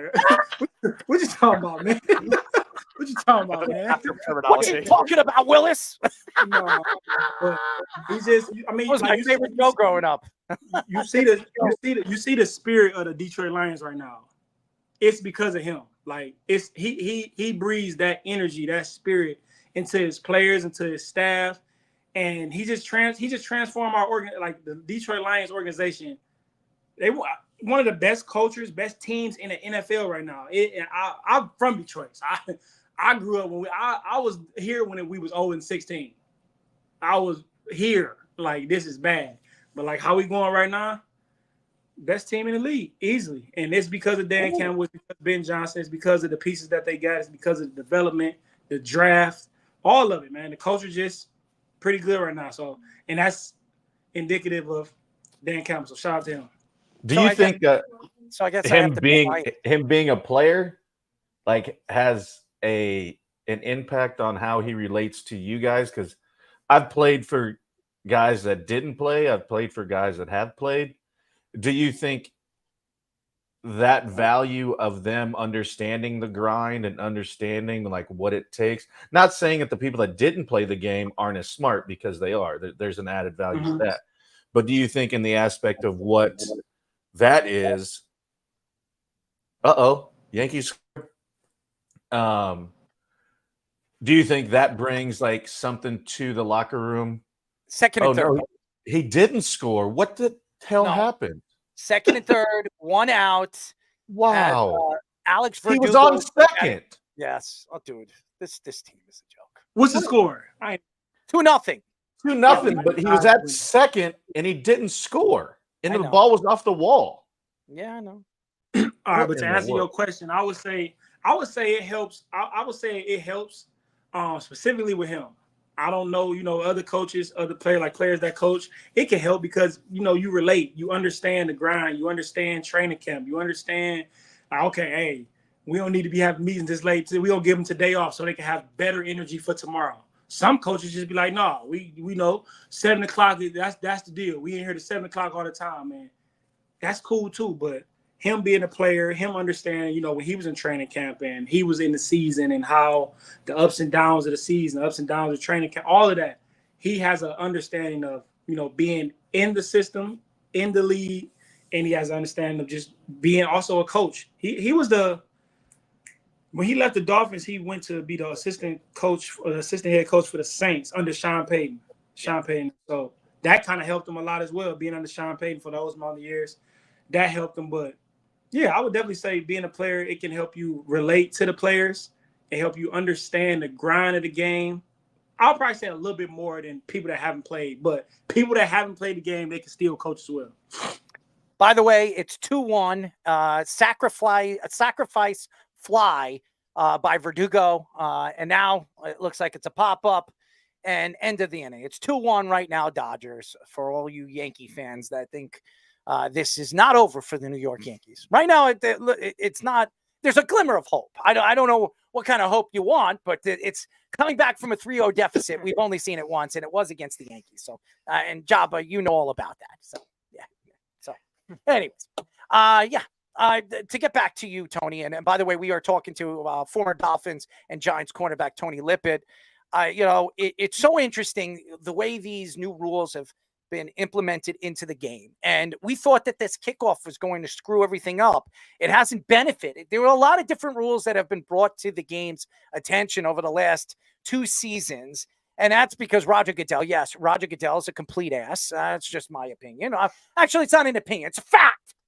He's an ass. But nevertheless, with the new CBA coming up in the next couple of years, the NFL is going to try to find other ways to make the game even more offensively sound because they're trying to find it. And by the way, the offensive numbers are down right now in the NFL. Why is that? Execution. I mean, it's not a lot of quarterbacks are playing like kind of mid right now. Like, I don't know. I just feel like the game just got kind of softer. It's like it didn't got kind of too cute. Offenses got too cute. They didn't got too like gadget, trick play, motion shift. It's like it ain't just, hey, we're gonna line up and run the ball. You can't stop us running the ball. We're gonna line up and run the ball. We're gonna complete pass on all these downs. But I just think the game just, I don't know. I just feel like all changes ain't good changes. Kickoff is kind of crazy. I mean, I don't like this whole kickoff thing. I ain't gonna lie. I don't like it, but hey, can't do nothing about it. They want the rule change. They go and change it as they feel like it. You can come out of retirement. I mean, you got the speed. You could come out of retirement and get some punt returns, kickoff returns, and you could be the next superstar that retired that came back out of nowhere. Why not, Tony? Let's do it. I'm going to reach out to one of these teams. I'm going to reach out to Seattle. Dan Campbell. Seattle. I mean, Seattle will definitely bring it back. They're looking for a kickoff returner. Somebody's going to look for some speed demon. I bet you can run a 50 or 60-yard run in, I don't know, 4.5, right? 4.6. I'm gonna go to the Jets. Call the Jets. I'm gonna go to the Jets real quick. Listen, you'd probably be the star quarterback on this team. The way this team is going. You haven't thrown the ball in years. You probably throw the ball better than Aaron Rodgers. Tony, I don't know if you want to join the special teams meetings with Greg the Leg right now, the way he's kicking. Yeah. No. It's not Greg the Leg anymore. It's Greg, I need a new leg. That's the nickname now. Greg, I need a new leg. So stop talking bad about my Nebraska people. Man, oh man. There's not very many of us. Let us hold that. I'm gonna mail Greg the Leg an artificial leg. What do you think? Artificial. Hey, just send him an AI leg. I say I'm sending him a robot leg. Hey, get him a little robot leg. Well, I wouldn't be surprised if we see a kicker have one of those in the next couple of years. That's the way the NFL is going. Probably already got one. Right. You're probably right, man. Never know. Yeah, I do know, by the way. I know a lot of crazy things that are going on in the world, and I just like to, keep it zipped up because I don't want to get myself in trouble on this show. And by the way, we enjoy you on the show all the time. You are fantastic. You really are. I don't know if you're thinking about doing this in the near future. You should, man. We can help you with that. I mean, we could definitely help you with that. But Tony, what are your thoughts to that? I appreciate that, man. That's love right there, man. I appreciate that. I got love. I don't drop this, so just so you know that. You keep talking about soap, man. You talking about? I don't hear y'all talking about tissue. Speedy was talking about that before the show. No, you were talking about it last bit. Harder than Y'all talking about tissue? Put me in it. Wipes, low soap, man. What's up, man? It's good for both. It's good for all of us. There you go. See, if the Jets was good, we wouldn't be talking about none of that right now. We would be talking about how good. Right. But since they bad, we gotta talk about I soap. could only imagine what they do in the locker room. How many people drop the soap for Aaron? I don't know. Oh my God. I mean, Aaron's definitely getting a lot of that. That's for damn sure. Not as much as they drop passes. You see Garrett Wilson on the sideline. You never see him do this for anybody else, especially Zach Wilson. He's got, I got you, John. I got you, Aaron. Yeah, I'm sure you do. Got him in the locker room, got him in the shower, got him in the back room. Thank you. Thank you very much for the New York Jets for giving me such a wonderful year of just spreading the cheeks, if you know what I mean. Anyways, Tony, we love you. Keep up the good work. And we like to have fun with you, man, Tony. I hope you enjoy it. Hey, man, I'm always here, man. Let me know, man. I'm always here. I'm a tweet away. Let me know. Appreciate y'all. What a job. He tweets away. Tweet. Actually, it's an X away. It's an X away.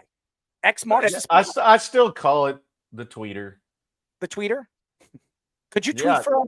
Jabba, tweet for us. I'm going Drop to. an X. No, not that. You got to do tweet. You got to get a little bird sound. Come on, give it to us. You're not going to bully me like you do Speedy. I got a question for y'all. Hit it.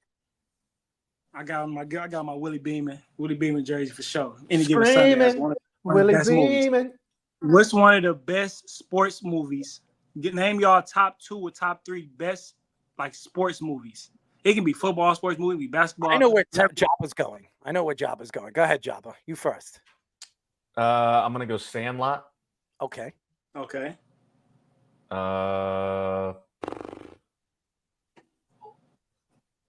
Lee, this is tough. Yeah. And I'm gonna go. You know what? I'm gonna go Hoosiers. Basketball. That's good. I like that one. I like Hoosiers. I could watch that over. I love Gene Hackman. I think he's a great actor. Speedy. All right, I agree. Job on Sandlot. Definitely my favorite baseball one. I'll go with a football comedy. Love Waterboy. What about? Come on, that's a comedy. Yeah, I wouldn't even say that's a sports. My Sandlot and these other sports movies can't qualify as comedies. Bull Durham is not a sports movie because it's a comedy. I like it. I'm definitely going Waterboy. Waterboy, a good pick. I like Any Given Sunday. There's no doubt about it. It's one of my favorite, football movies. I know people remember that. By the way, Fish says, "Gimme Major League and remember the Titans." That's good. Major League is definitely up there. I know people are probably going to look at me like I'm crazy, but when I was a kid, I was a big Disney fan, so I loved the movie Angels in the Outfield. Okay, I actually like that movie.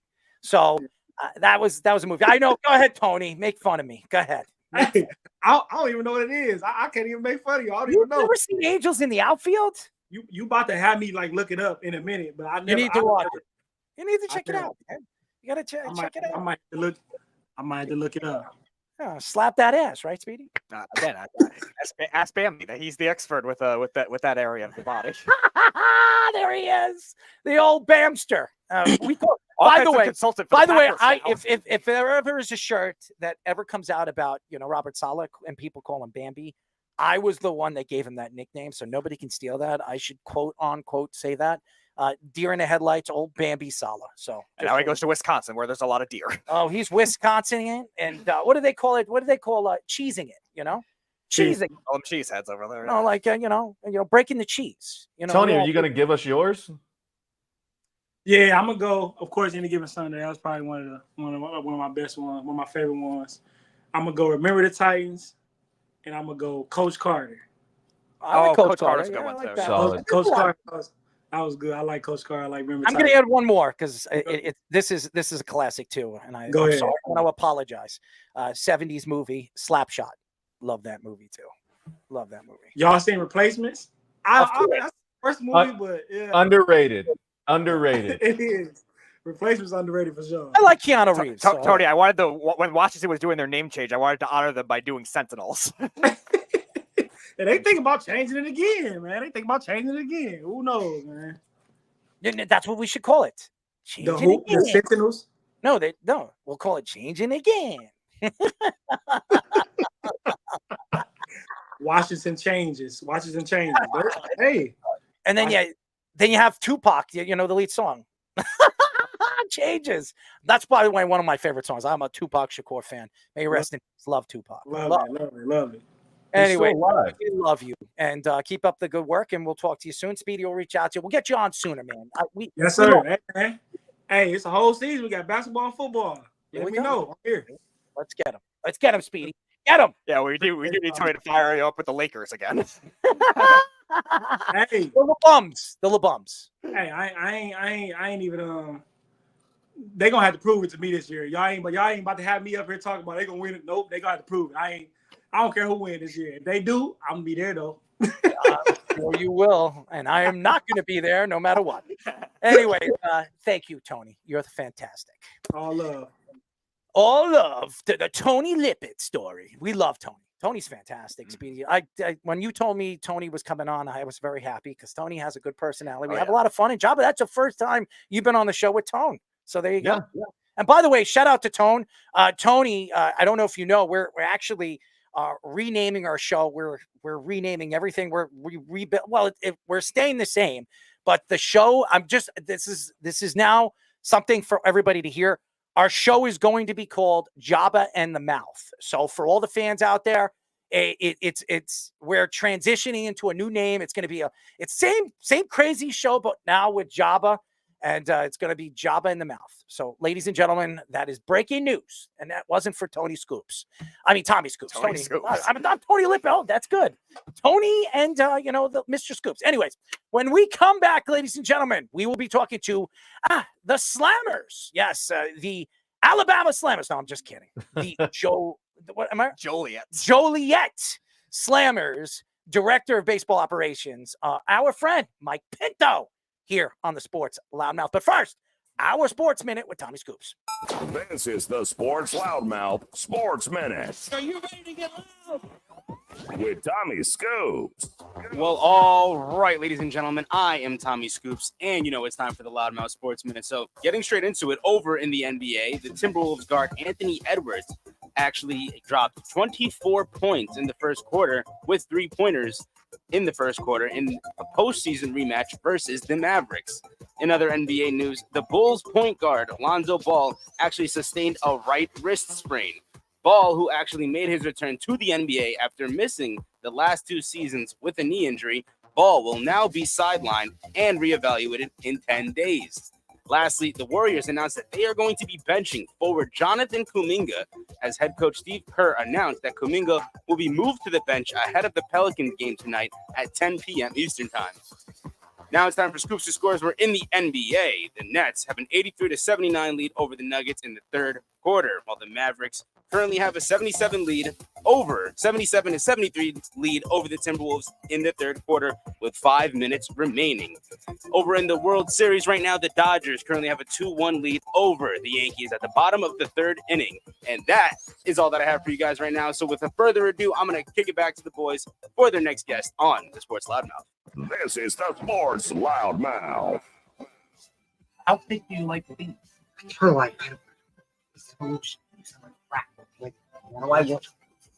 631-672-3108 is the number to call. You're listening to the Sports Loudmouth. I'm your host, Aaron Marks. My co-host, the Speedster, Speedy Petey, and Jabba Chamberlain.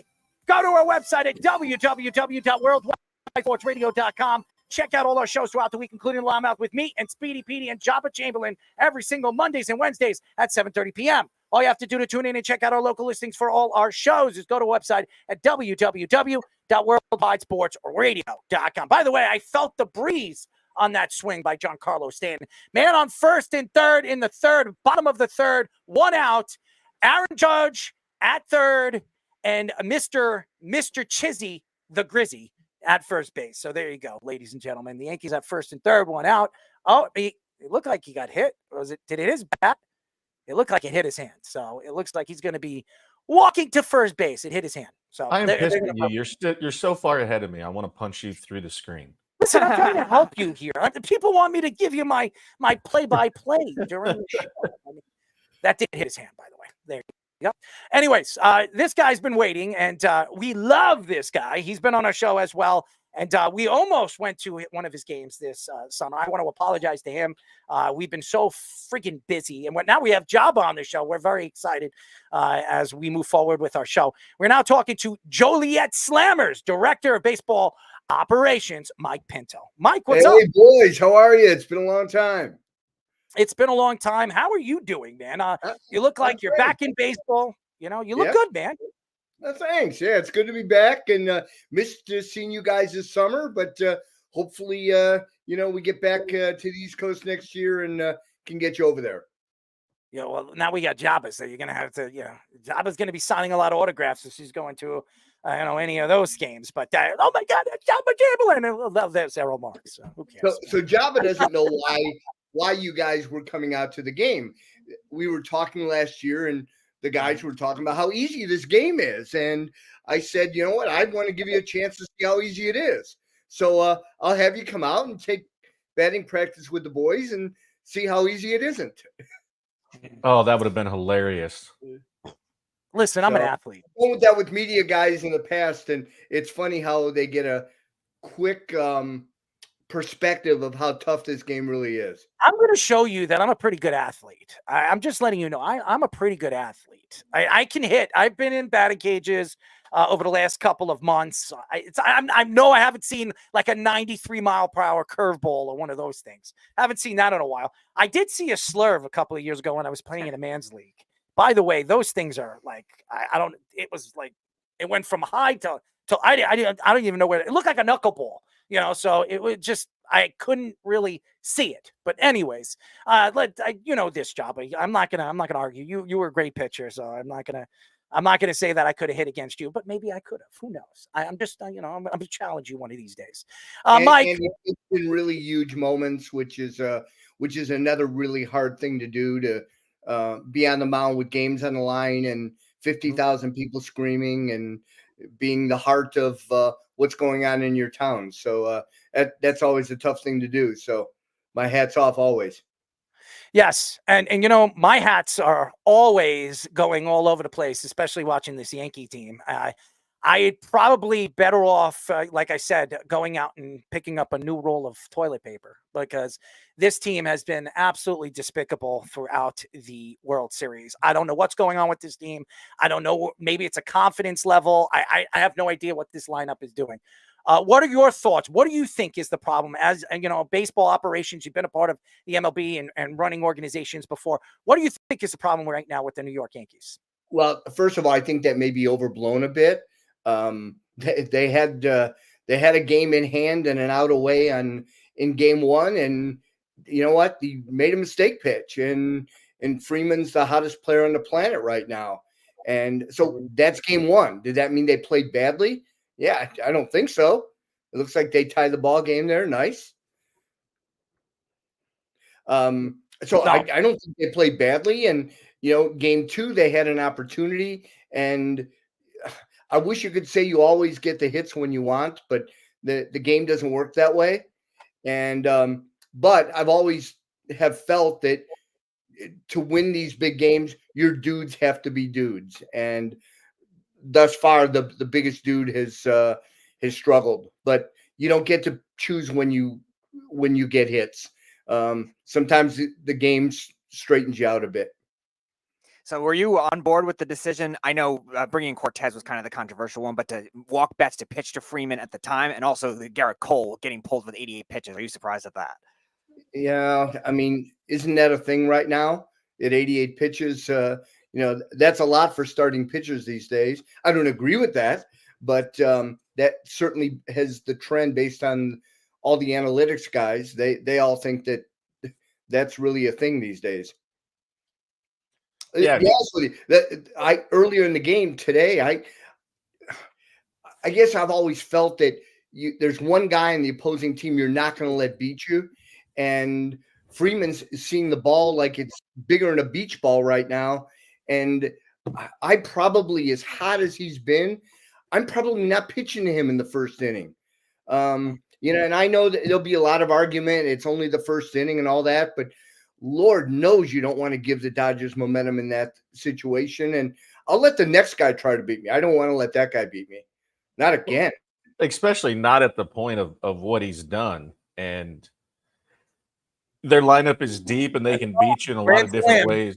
Wait, grand slam by Volpe. So grand slam, baby. Rizzo's still up for me. Well, he's out. He gets a pop-out fly and grand slam by Anthony Volpe. Finally, the youngster, gets a big hit in the World Series. So there you go. I'm sorry, Jabba. Yeah, especially after his bad base running blunder time before. It's like that is drilled into you over and over and over again, and you can't do that. You can't make that base running mistake there. No, how do you not score from there at second? At least go halfway. You're gonna have time to get back if he doesn't catch it. Like, there's been some sketchy base running here in the playoffs, but yeah, back to your point, Mike, is like your dudes got to be dudes.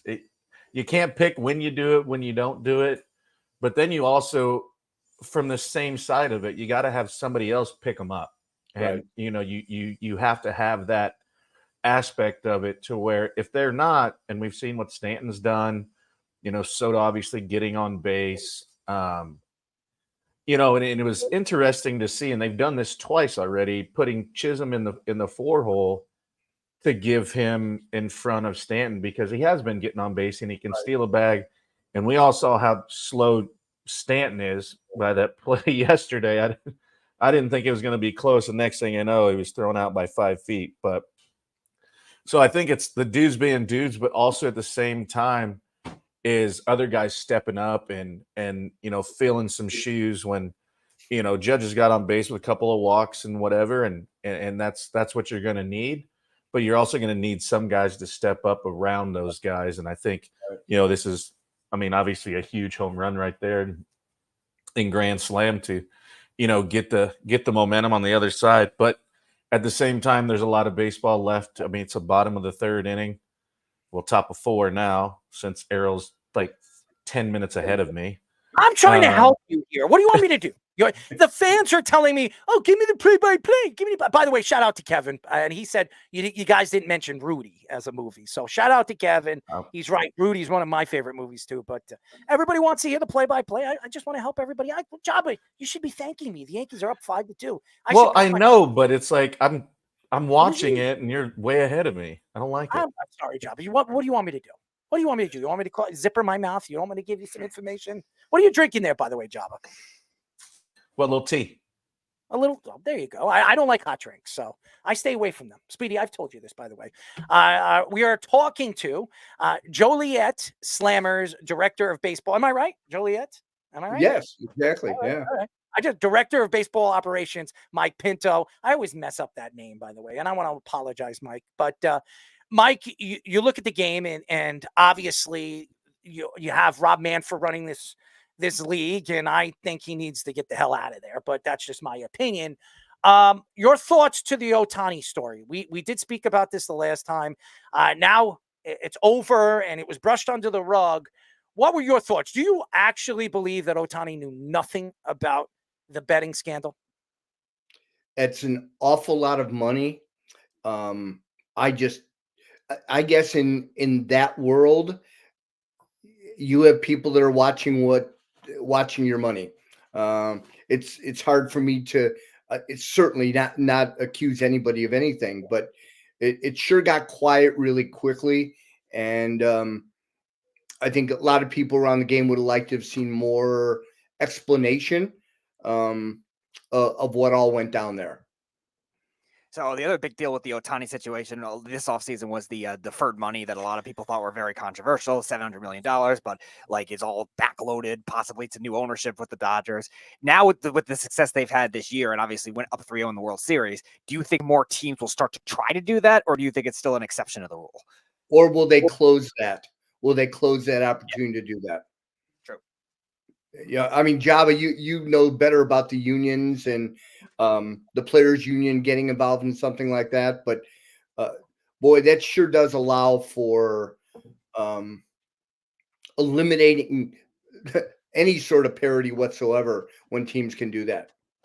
Well, yeah, and you'd be surprised with how many deferred contracts there really has been in the history of the game. I mean, Ken Griffey's still like one of the highest paid players on the Reds. Right. I think he And actually we was like the obviously, second highest this year. yeah, and obviously the Bonilla one, but there's been numerous people that have done it. When Max signed his big deal, he just took a bigger signer bonus than deferred his all money. But yeah, it creates a completely different dynamic. It was obviously the reason that they were able to sign Yamamoto, and I think it does play on the fact that it does eliminate some parity in the aspect of, well, you've got this guy making probably 30 million off the field, just being him, making 2 million on, deferring it all so we can get all these other players. If there's no ramifications from it, I don't know why you don't structure it like that to be able to, have the ability to, go and, they're still going to go over the luxury tax and still do that, but being able to sign another $300 million guy and have the leverage and the opportunity to know it's like, okay, we can pay him, 24 because we're only paying the greatest player in the planet too. Right. And then back ending it all. So I can see both sides of it where I think it's really good. You go back and we can kind of relate this to basketball a little bit too. It's like, are you creating a super team? Like, I mean, the Dodgers lineup is stupid. Like with the names that they have and the money that they're pushing towards it. But they also wouldn't be able to do that if Ohtani didn't defer that to get Yamamoto and those guys like that. So I can see both sides of it. I like it because the game's still not played on paper. You still got to go out and prove it. And we're seeing two of the best teams, and obviously the Dodgers getting hot with what it is, and guys stepping up. But I mean, it's like you've seen what they've done, and all those guys step up. Their dudes have been dudes. Ohtani hasn't had a great series. No, not at all. No. But you've had, obviously Freddie show up, and then people don't realize how good Kike Hernandez's numbers are in the playoffs. He's a career 350 hitter in the playoffs. It's stupid. It's more playoff home runs. Yeah, exactly. So there's a bunch of guys with moxie and that know how to win and know how to compete in this situation. So yeah, it's been a fun playoff. I knock on wood. I hope we don't get a sweep here, so I get more baseball. So winter starts the minute the World Series is over. So I'm never in a hurry, for the World Series to be over. Go 7 games and yeah, By the way, Anthony Volpe double play, unbelievable. Anthony Volpe right now is the player of the game. He made an unbelievable defensive play to throw the double play. So there you go. Anthony Volpe with the grand slam and ending inning 4. Well, actually, we're going to the bottom. I'm sorry. It's at the starting of inning 4. So this game is so slow. I don't know. It's been going slower than all the other games. Maybe because the Yankees are winning. I don't know. Yankees are finally winning. Maybe that's why. No, because they're actually getting people on base. Yeah. That could be true. And that's awfully nice to see. I mean, do people really want to watch games where everybody's striking out, where it's either a strikeout or a home run? I don't think that's real great for the entertainment package. Mm-hmm. So I want to ask about the playoff format. Like we've seen a lot of the wild card teams. Besides this year, I mean, the Mets made a nice run, but like besides this year, we've seen a lot of these wild card teams. You were talking about the parity issue with the Dodgers had with the deferred money. Like, do you think maybe that's a good cancellation out? Would you switch to a different format with the 5 teams, the 4 teams? Well, let's go back to previous and come back here. You look at over the last number of years, you've got they signed Betts, they signed Freeman. Now they have Ohtani. They had the money to be able to get Yamamoto. They also had the money at the very end to, pull off the Flaherty deal and the Edman deal. And so without having that money, can they pull those deals off? And those guys have been very, very big in this series. Well, Edman has 19 hits in the postseason, and he didn't even play till mid-August. Right. Yeah. And so you got it. I mean, obviously he won the NLCS MVP, but that goes back to what you mentioned earlier. It's like having guys step up when, all the firepower that they have on their team, and then Tommy Edmonds winning the MVP. That just shows you how deep they are. And and how they can beat you in a lot of ways. And I think that's something that the Yankees haven't really had. They've kind of just relied on, their big guns and haven't been getting on base, and other guys haven't been stepping up. So, I mean, you got to win. I mean, like Garrett Cole said today, he goes, it's no different than when we first opened this series. We had to win 4 games. And he goes, it's not any different now. We still got to win 4 games. Right. So I think the mentality's there. So it'll be interesting to see, how this plays out and, extend the series. If you got chips in a chair, that's all you need. There's a chance. We've seen it done before. It hasn't happened a lot, but we've seen it happen before.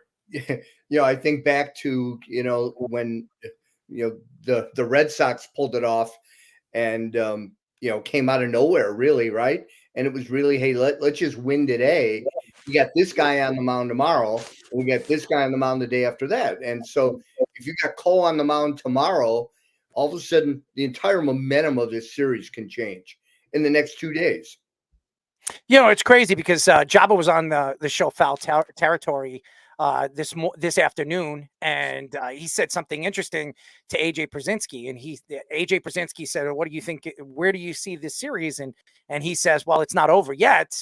And he says, "Oh, so what are you trying to say?" He says, "Well, it's not over until it's over." So we've seen it before. Why can't we see it again? So the Yankees have never done it, but it happened to the Yankees. We remember what happened in the ALCS with the Red Sox. They were up 3-0. They looked like they were dominating that series. And then the Red Sox went on this 4-game winning streak where they were just hitting and hitting and hitting. And by the way, guess who was on that team that had the important stolen base in game number 7? I don't know. Did he ever? David Roberts. And everybody on earth knew that's what he was going to do. I've always thought that was the real definition of a base stealer, that everybody in the park knows he's going to go and he still steals it. That's a real base stealer. No question. So now if they come back, they do reverse Dave Roberts 20 years later if they do come back. A job on your point earlier about Hernandez. You listen to the analytics guys today, and they say you cannot quantify a clutch gene. Guys that, are better in the clutch than others. I just know that I've managed an awful lot of games, at least at my level, and I know there are certain guys that I want at the plate in big moments. There's a guy I want in the game with the game on the line because they dial it up. The volume turns up bigger in their game. But the analytics guys say that there's no such thing. That's in our minds. I wouldn't go that far. There are guys that you want at the plate. There's guys you want at the mound. And, I mean, give me Andy Pettitte every day of the week in the postseason. Yeah. Twice on Sunday, please. Guys like that just have an innate ability to, whatever the situation is, it's never too big. And, mind you, Andy Pettitte was fortunate enough to play in a lot of postseason games. I mean, he has a freaking full season in the postseason. And so, just in the Derek Jeters of the world and, guys that I played with, Miguel Cabrera, and I've been fortunate enough to play with some really, really good guys where you would never know if they went 4 for 4 or 0 for 4. It was the same demeanor, and you knew you were going to get a quality at bat and, just be able to, rely on them, not either to get on base, move a runner over. And sometimes what people don't understand is some of the stuff that gets done in the game, you don't recognize, maybe just as little as hitting a ball to the right side to get a runner from second to third with less than 2 outs. And, something that we as baseball people, we see, but it doesn't necessarily it's not sexy. It's not a grand slam, or it's not this. And how about Verdugo tonight? Volpe on third, and rather than with 2 strikes, he doesn't strike out. He puts the ball in play to the right side, and he gets a run. Yep. That all of a sudden now you're dug out. You just got to run. You finally broke through this thing. At bats like that change everything.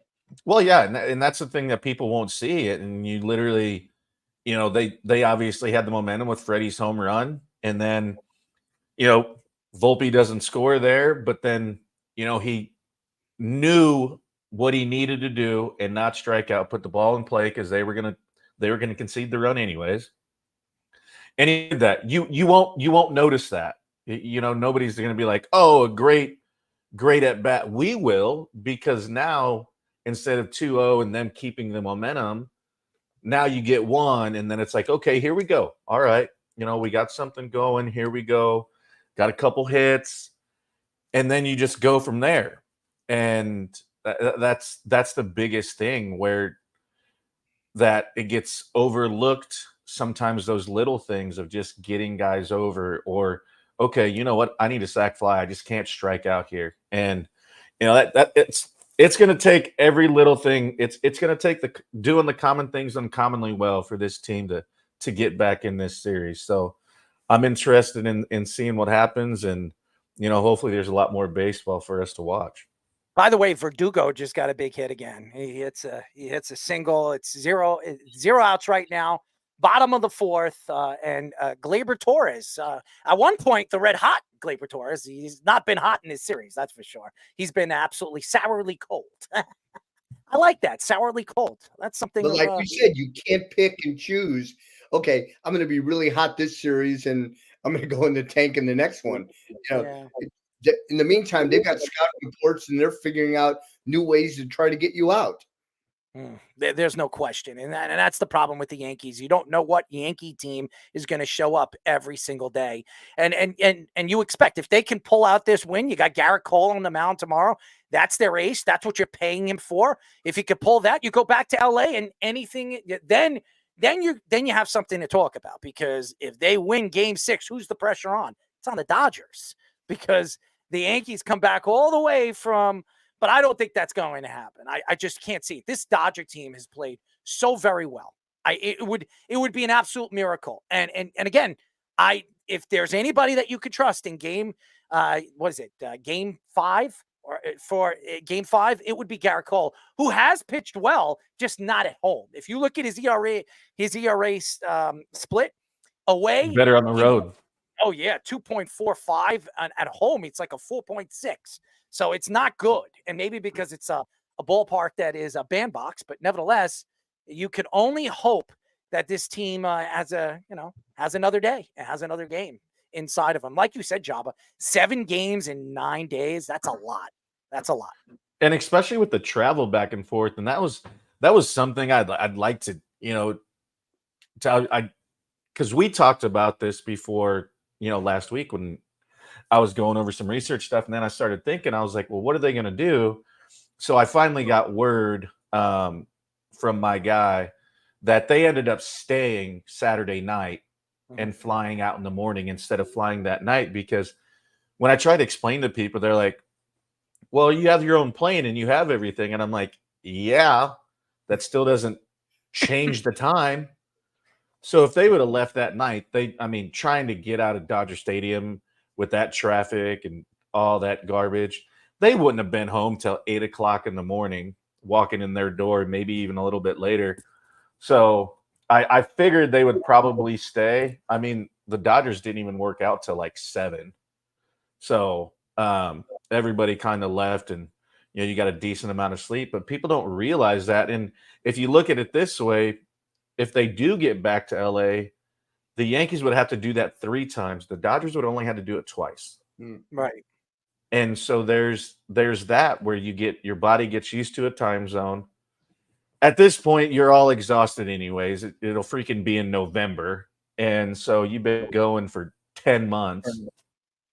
But that travel, even though you're on the plane by yourself and it's just you and your team, it's still exhausting. It takes it out of you. And people don't understand that. Like, everybody's like, oh, jet lag. Yeah, you got jet lag and you're going to a meeting. How about jet lag in front of 50 million people watching you give up the booty or pitch well? So it's just one of those things where people don't look at the side view of it. They just see the 9 innings. They don't see the travel and getting in and getting your family there. And we are very fortunate and honored to be able to have guys that help us with that. But at the same time, it's still, you got to deal with it. There's a lot of extracurriculars you deal with. I don't know if this is a coinky-dink, ladies and gentlemen, but on Netflix, they just came out with a documentary of the Red Sox making that comeback win against the Yankees and won a World Series. Hey, that came out this year. I mean, I don't know.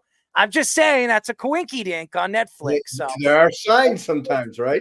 There are. We hope. We could only hope for the Yankees. There's got to be Good job something. on your point about the travel. And as you were talking about, being on the plane, they also slept in beds that night versus sleep on the plane going back, which isn't real good sleep. And so, all of a sudden now you have a rested team getting on a plane and going back. Yeah. So much better. Yeah, it's huge. And it's just hard because you get used to that time zone, and then now it's like, okay, well, all right, now I got to make a quick adjustment. And so it's something people don't really think about very often. They just see the 9 innings. They don't see the other stuff about it. And it's so much deeper, and you're able to break it down and give people insight. It's like I tell everybody, it's like when you go on vacation for 2 weeks and then you got to go back to work and get back in your routine. It's like, okay, now it's 3 hours different. Where's my routine? Like, what am I doing? And so it plays a huge part. And like Aaron and I talked about, it's like 9 days, 7 games, and you're going coast to coast. It's not like if this is the Subway Series, we're not even having a conversation. Right. It's like, oh yeah, you'll be there in 20 minutes. Like, no big deal. But this is, you're going from coast to coast. You're losing 3 hours, you're gaining 3 hours. And people don't understand how big of a deal that is. And then when you have to go compete, it's not like you're going to sit on a beach and drink Mai Tais. Is that, as a player, as you were coming up, is that one of the most important things you developed was your routine every day? Yeah, it was.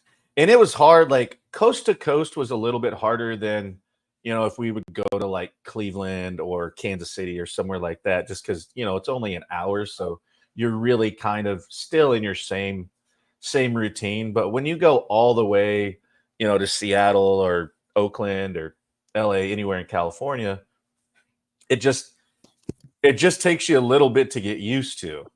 And just because the time difference is so, and your body tells you one thing, but then the clock tells you another. And you're like, oh, well, I guess it ain't time for bed yet. And you're like, well, I still got some time left. But yeah, that's the biggest thing. And that was the one thing that I mentioned earlier, the consistency of your routine, especially now where you've been going for so long, where sometimes less is more at this point, and you got to listen to your body. And, you see, we've been going for this long. Oh, no. Yeah, it was a home run by Will Smith. Yeah. Oh, so you. I didn't want to cut you off. What do you want me to do? Golly. You were speaking. I didn't want to cut you off. I like what you said. Pete, you've been quiet today. Speedy Petey's been quiet. Yeah, he had 19 cavities. No, yeah, 9, but yeah. Yeah. Oh. He had he had his cavities. He went to see a doctor. He had his, he had what Rock of Ages. Rock of Ages. Well, there was a Broadway doctor version. over there. Dr. Dre was hanging out with Speedy, Yeah, he's a big fan of Speedy, by the way. I don't know if you guys know that. Dr. Dre reached out to me and told me, yo, could I get Speedy's autograph? And I said, I don't know. I got to ask him. So. Mike, I'm sure you don't fall for these impersonator accounts like Errol does. Somebody claiming to be Dr. Dre. Dr. Dre. It might not be the Dr. Dre you're thinking about. Maybe he's the guy hanging out on the back. Don't fall for the impersonating side streets. accounts. Exactly. Don't fall for the impersonator accounts. Anyways, Mike, we love you, man. Oh, thanks, man. Thanks for having me again. Absolutely, man. And we Always will have a good time, and nice talking baseball with Java as well. Always been a big fan and great admirer. So thank you so much. I appreciate that. You guys having me on, and hopefully I get to see you guys next summer, and we'll get you on a real field. Oh yeah, there you go. And by the way, it's 5-3, and I think it's time to take the highway for Luis Hill. There he goes. Aaron Boone's making the right move here. I think he's lost, the strike zone. Pull him out right now and let him live to see another day. That's what I would say. So there you go. Anyways, Mike, we really appreciate the time. And by the way, Speedy will reach out to you very soon. We'll get you on again. Good deal. We'll see you again soon. Take care, guys. Thanks, the great Mike Pinto, ladies and gentlemen. He was fantastic as always. The Joliet Slammers. Yes. I got it right this time. I mean, I've been a little off. You dropped before we went to with Scoops. You dropped an Alabama Slammer. I was like, oh boy. You don't know what that is, do you? I do. I know it's a drink. I don't drink it because I don't drink a lot. I don't drink it all. I got it. I know what you mean. Yes. Okay. Just checking. I know what you meant. I'm trying to be funny here. I might be like a turnaround. Speedy knows all about turning around, right, Speedy? No, but I'm sure Wes had some Alabama Slammers when he was there. Oh, he did, especially hanging out with you and your dog. I wasn't there. You would be cool over there. What would if a woman went up to you with cowboy boots and barely wearing anything? What would you say to her? I don't know. What would you say to her? I have no idea. Give me a line. Speedy, what's your drink of choice? Yeah, I can drink a lot of different things. I do like Mai Tais. I like a lot of different like mixed rum drinks a lot of the time. How about urine? Would you drink that? I would not drink urine. I don't drink a lot of milk. It's sterile and I like the taste. Hey, listen, Jorge Posada, Yes, we did hear that. He'd pee on his hands for his calluses. That's right. He also did some other things too. Who said? Who was the athlete? Was it Juan Gonzalez that said he's drinking his own? His own sperm because of the protein. I don't remember who it was, but very interesting story, by the way. You can look that up. I don't want to get myself into trouble and bring up a name. Yeah. That might not be true, but hey, look at that. Different strokes for different folks, Speedy. You know all about that, right? Well, Greg needs a new lick. Soap on a rope. It's a treasure. It's what the Jets warm up with. They just rub soap on their hands so they drop the ball. Oh, boy. I'm the one who's Arnold. That's great. I love that one. The harder the better, right? The harder the better. That's right. Speedy, which one? Soft or hard? What would you like? I don't know. Ask Robert Saleh. He's the expert in that situation. Well, that's Bambi. Stop it. Bambi is the expert in that situation. I mean, what would you rather? Would you rather it harder or softer? Depends on what it is. There's no way. No, it's an answer. Harder or softer? Specifics. Okay. Let's run on that. Hard shell taco, soft shell taco. Where do you go? I am probably a little more hard shell. He likes it hard. A little more hard shell. He's a hard guy. I mean, usually it depends on mood Jabba, but I'm mostly hard shell. He's a hard guy. What about pink? Pink tacos? I never had them. What are they? I mean, they're walking around everywhere, Speedy. They are. Yeah, actually. All right, Jabba's invented an insect I don't know about. Maybe he had his first encounter of that. What he thought were midges were the pink tacos.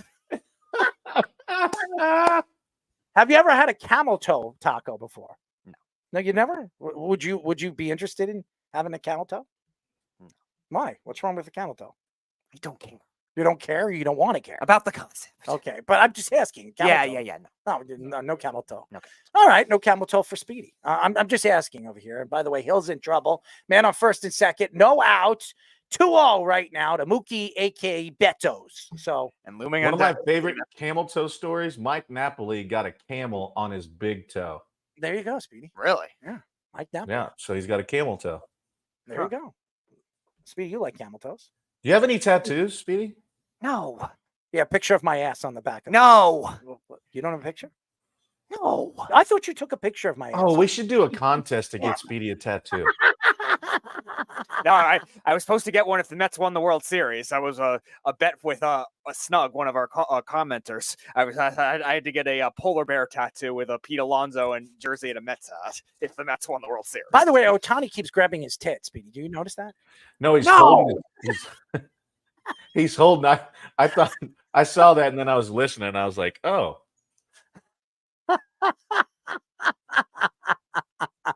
Anyways, let's go to a quick break. When we come back, we got a lot to get into. We'll get Fish involved with the conversation when we come back. Trevon Diggs said something very interesting after the Cowboy game. These Dig brothers are really digging a hole into many different places, Speedy. A dark hole, right, Speedy? Well, for Stefon, definitely the case. And Trevon, he's not playing very well this year. So He's digging a hole, right? Yeah, he's digging a hole. And you're going to dig the black hole, right? You're going to dig a black hole? No, I'm not a Cowboys fan. I'm enjoying watching them crumble. Anyways, Tommy Scoops with our Sports Minute. This is the Sports Loudmouth Sports Minute Are you ready to get loud?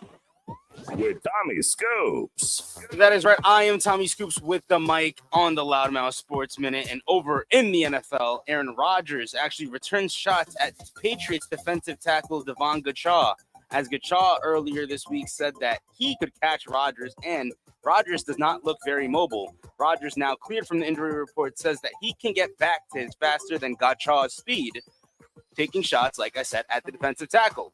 Lastly, over in the NFL, the Eagles quarterback Jalen Hurts is actually committed to learning from last year's failures. Although the Eagles have just recently won 3 straight games, improving to 5-2 on the season, Hurts said that he has not forgotten all of last season and prides himself on learning from his mistakes. Now it's time for Scoops to Scores. We're over in the NBA. The Nets have a 1-point lead, 109-108 lead over the Nuggets in the fourth quarter, as the Mavericks have a 109-105 lead over the Timberwolves in the fourth quarter, as well as in the second quarter. The Kings currently hold a 46-35 lead over the Jazz.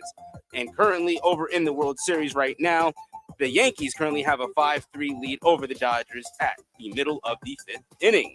That is currently all the time I have for you guys right now, so I'm going to kick it back to the boys for the continuation of the Sports Loudmouth. This is the Sports Loudmouth. Have you ever sniffed lines? Thickness?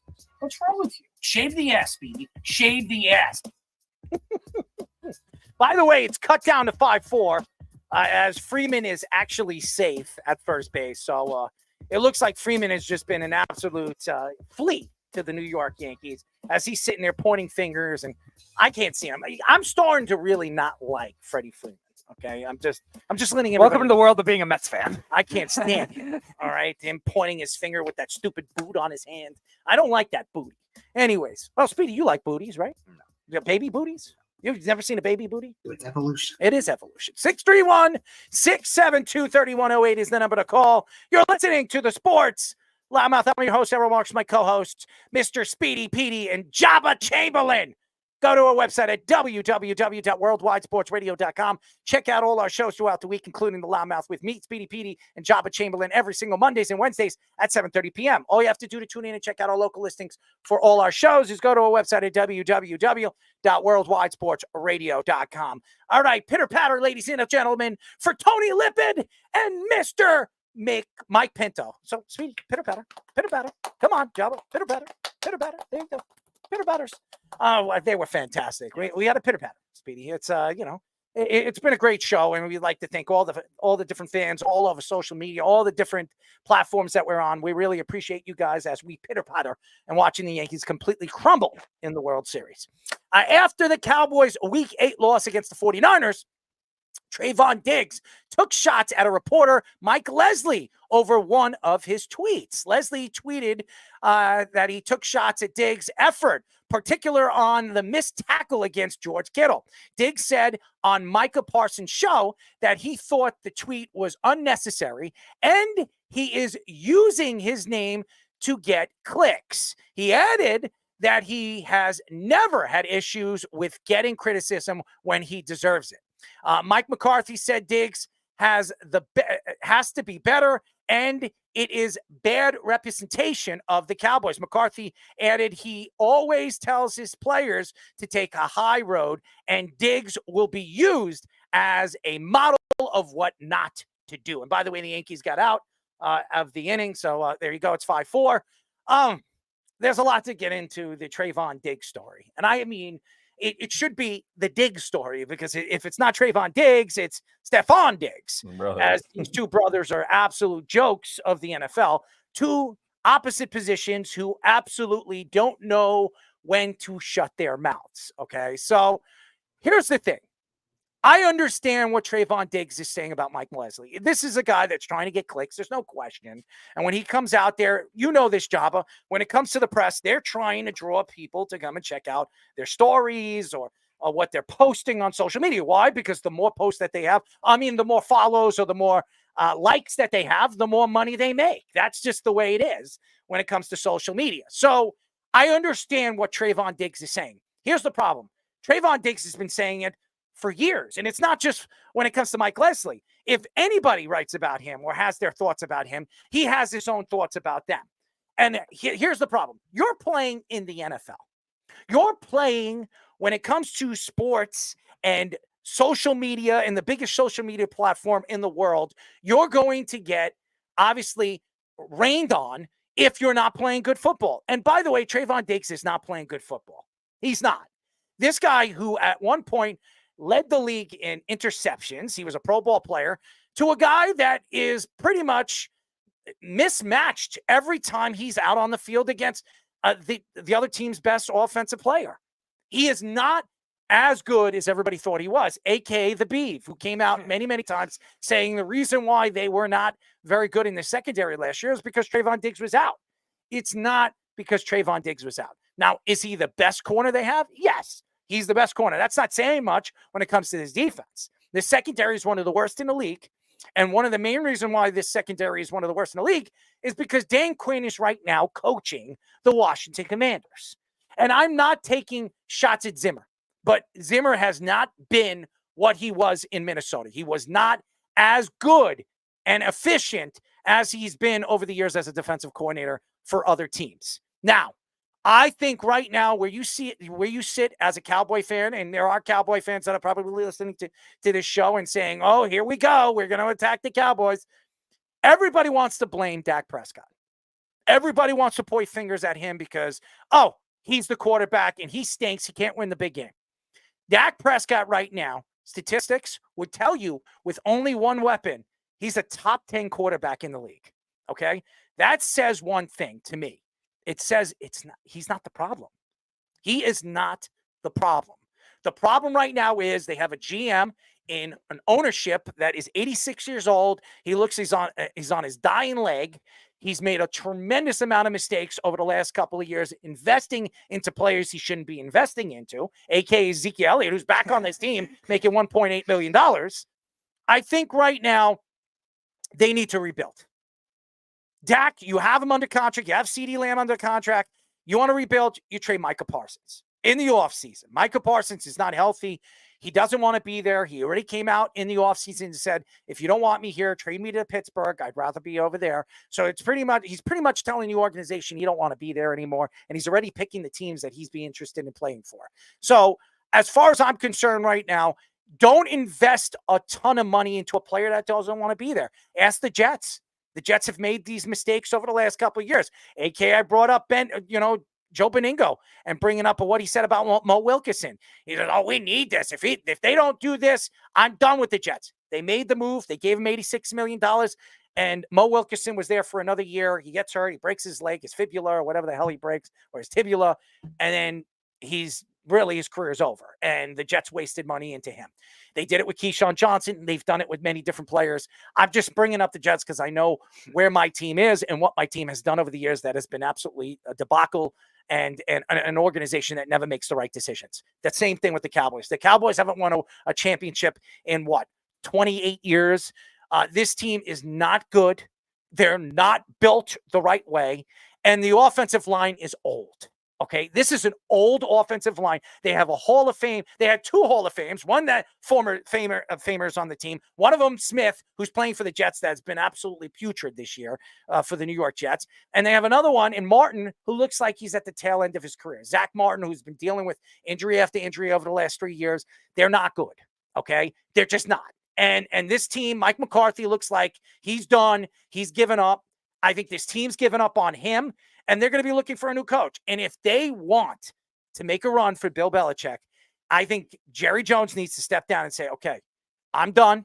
I'm going to let Bill and my sons take over right now. Let them rebuild this team and this organization. I'll sit back and watch this team moving forward as the owner of the team and just be done with making player predictions or even draft predictions after the fact over the last couple of years, speaking to the press and telling the press how he drafts and how they decide to draft.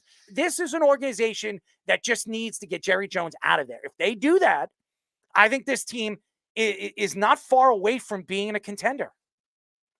That's my opinion to this. Yeah, Diggs is an interesting one when it comes to what he's saying. Oh, I take the criticism when it's there. Yeah, you are also the same guy that we're saying, oh, I'm still the best corner in football in 2021 when he got roasted by Kadarius Toney a couple times. Like, this is a guy that, yeah, maybe he had that one good year with the interceptions. He was great the next year, too. Probably was a top 8 corner or so in football. He was never a top 5, and he was never the best like he's been saying. Oh, now all of a sudden you're going to get backlash from that kind of thing and not be able to take it well. And, I say, I'm going to take criticism well all the time. Well, you didn't take it well at the end of a lot of those playoff games when you struggled against the 49ers. And in this game, too, you struggled in that game. Forget about the one play, the tackle. The tackle, maybe it was hard. Okay, fine.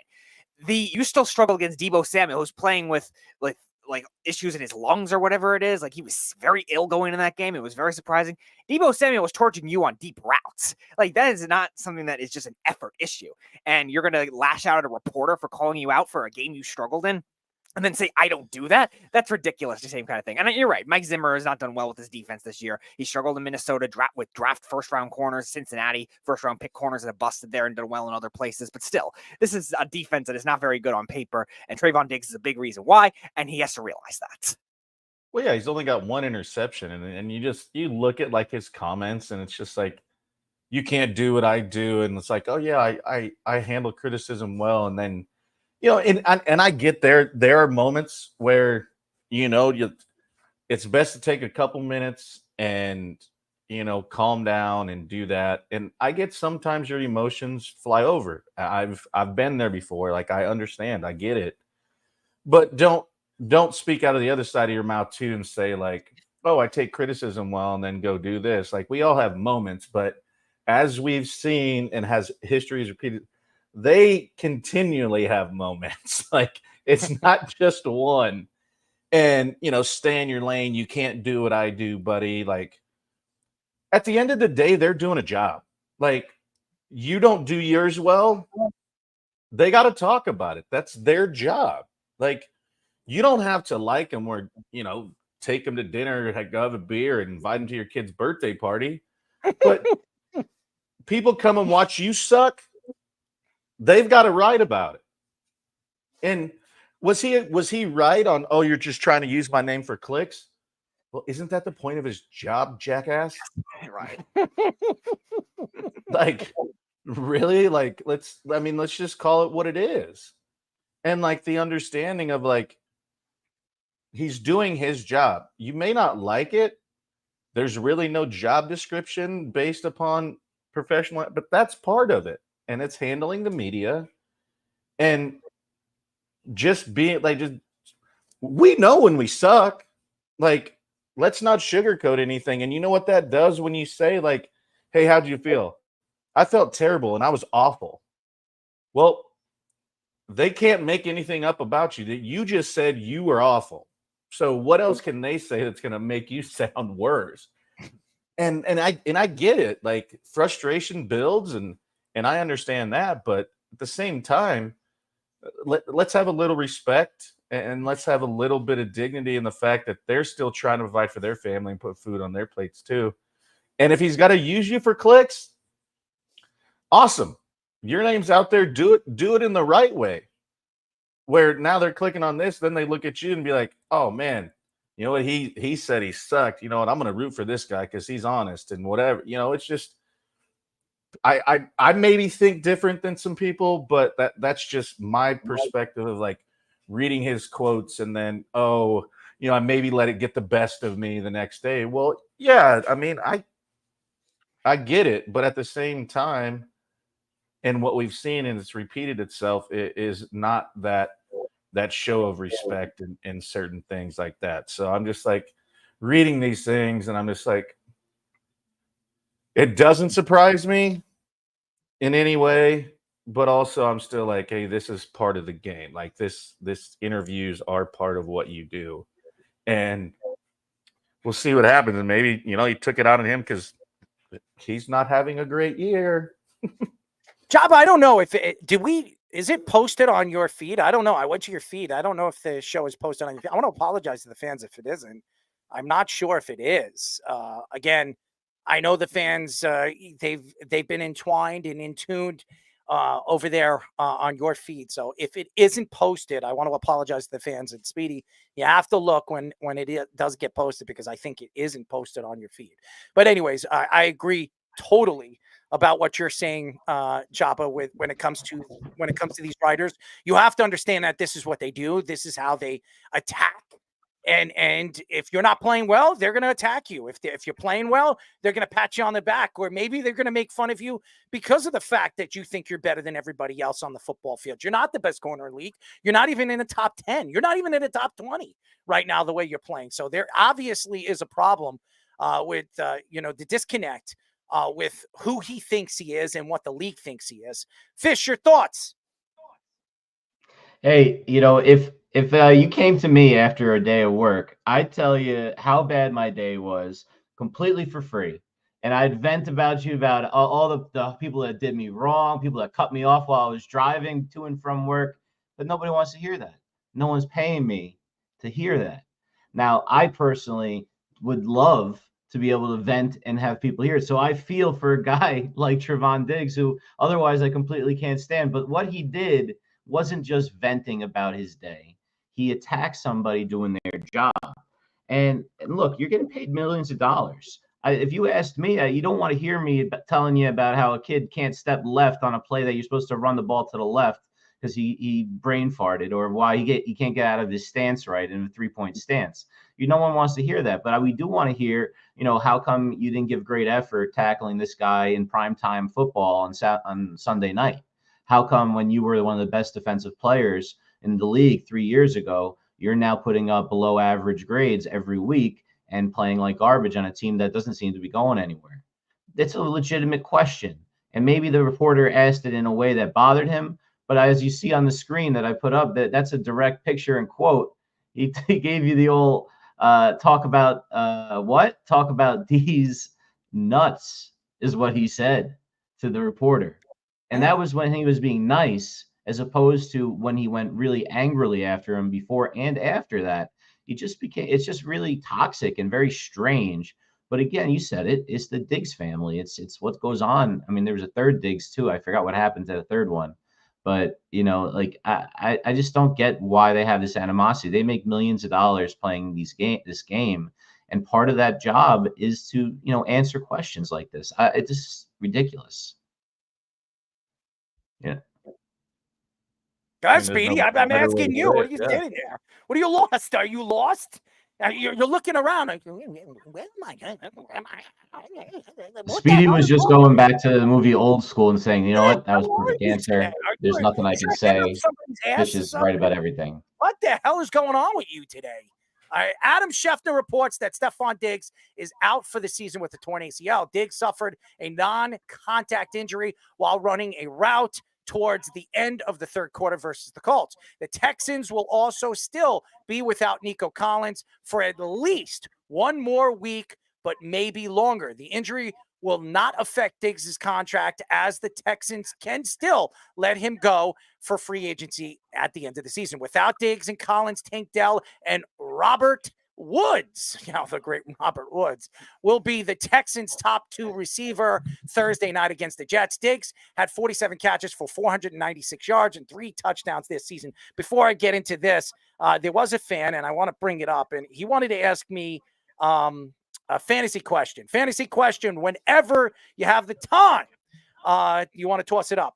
Jared Goff against the Packers, who had one of, if not the highest amount of interceptions, or Stroud, who is going to be playing the Jets. He's pretty much only with Tank Dell, and now you got Mr. Roberts to throw right now in the secondary for the New York Jets. Who do you go with, Speedy? Goff. And you don't bench Goff until he gives you a reason. So, Jabba, who do you go with? Goff. That's easy. Fish? Goff, man. Yeah, I'm probably going to go with Goff as well. Goff has had a great season. Put a 50 50-point game on, last week, and he looked really fantastic. This offense is starting to click. If they get another wide receiver, forget it. And there's a back end of a sound. I don't know which side it's coming from. So whoever it is, just clean that up. But I would definitely. By the way, Kevin, right now, a big fan of our show. Kevin asked me that question. So Jabba, Fish, Speedy, and me say go Goff this week for fantasy football. And Jared Goff is only getting better. And I said he was going to break out this year. I thought he was going to throw more touchdowns this year. It's been a little bit down, but St. Brown and Laporta does not have the season that we thought he was going to have early into the season. I drafted him as my third round pick, but he's just hasn't really been what he was in his rookie season. But again, Laporta could take off as the season moves forward. We have 8 games left, so the second half is right in front of us. But to go back to the Stefon Diggs situation, this is a horrible injury. And again, a non-contact injury. And why are these players getting non-contact injuries? I'm going to tell you why. Because the field is horrible. I've been saying this over and over and over again. The NFL needs to transition into grass fields. It's not working right now on AstroTurf. It's been horrible. And you see, look at the injuries, the Achilles injuries, the knee injuries, the ankle injuries, the high, hamstring, the ankle sprains, the hamstring injuries. It's all lower body injuries. Why this is happening? It's because of the cleats and because of the turf. I don't understand the NFL. I understand it's about money. You're making billions and billions and billions of dollars. What does it matter if it costs you $6 million to put grass on the field? It doesn't make any sense. It helps for these players to stay on the field. It also puts a better product out there for the fans to watch. Right now, you're looking at secondary and third-dairy wide receivers. Now, Tank Dell, he's on my fantasy team, and he's had an offseason. This is good. If for any fans that have Tank Dell, play him this week. He will definitely be the number one target. I know it's the New York Jets, but he's going to get you between 90 and 100 yards no matter who he plays against. Sauce Gardner never plays the number one guy because teams realize that he doesn't move off one side of the field. So what do teams do? They shift him to the other side, and that's when teams are eating. And I'm not taking shots at DJ Reed, but DJ Reed isn't 100% healthy. You can see him on the football field. So I think right now, if you're looking and you're wondering what is going on with all these injuries and all these players, everybody thinks they're taking dives or whatever they're thinking in their heads. These are serious injuries. Serious injuries. Stefon Diggs won't be back until the middle of the season next year. I mean, a wide receiver, an injury like this, they don't come back quickly. And Stefon Diggs, who's getting up there in age, he's 30, 31 years old. He's slowed a little bit down. I don't care what anybody says. He's definitely slowed down. Last year he was slowing down. And now this year, playing with the Texans, you can see he's not the same offensive target that he has been with the Buffalo Bills. Maybe because he's not seeing 15 passes every single game, which he was complaining about that dearly with Josh Allen last year. But nevertheless, I think right now it's definitely the turf. And again, the Texans are in trouble. They're in trouble. I don't care what anybody says. Their defense is not as good as it was last year. You could see that. And now you lost Nico Collins. He could be out for another 2 or 3 weeks. And now you lost Stefon Diggs for the whole season. Your trio, who everybody said you had the best trio in football, is down to a 1-0. Okay? A 1-0 who has not had the season we thought he was going to be. And by the way, he tore his ACL last year. So this is a big problem right now. And the Texans, either they make a move at in next week and get another wide receiver, a.k.a. Cooper Kupp, if he's available. I don't think he is anymore. No. But nevertheless, you need to find another player. Mike Williams. Go after a guy that's going to help you out for at least the next couple of weeks until Nico Collins comes back. MetLife Stadium exchange. Mike Williams plays his last game there and then gets traded to the Texans. What an idea for that. But yeah, for Diggs as well, he's a guy that actually has been really durable in his career too. So it's always these first injuries that start the ripple effects for these older wide receivers. I think you saw that going back to a former Texan with DeAndre Hopkins. He was pretty healthy his whole career up until probably the end of that Texans career. And then with Arizona, he had a lot of injury issues. It really started to carry over. And for that kind of thing for Diggs long term, it definitely could affect them. Now, will the Texans keep him after this year because they can opt out of the contract? I don't know. You're not going to have to pay him much if you do because he is off that injury. Like you're saying, he's probably only going to play a quarter, or he's going to come back a quarter into the season. So I think that kind of thing could help the Texans if they really feel like he was that leader in the locker room. But at the same time, what we were talking about last week with the whole Jair Alexander feud, I don't know, maybe they don't trust that kind of thing anymore. And it'll be interesting to see if CJ Stroud plays better with addition by subtraction, going back to maybe that adversity overcomes. Schematically speaking, we'll have to do more base formation. Use Dalton Schultz more, Joe Mixon, who had a pretty good year when he's healthy. Use those guys more. We'll see if Bobby Slowick can make those adjustments. Yeah, I think it's going to be. They're obviously going to have to make some adjustments. I mean, it's a big hit. Like, I mean, let's call it for what it is.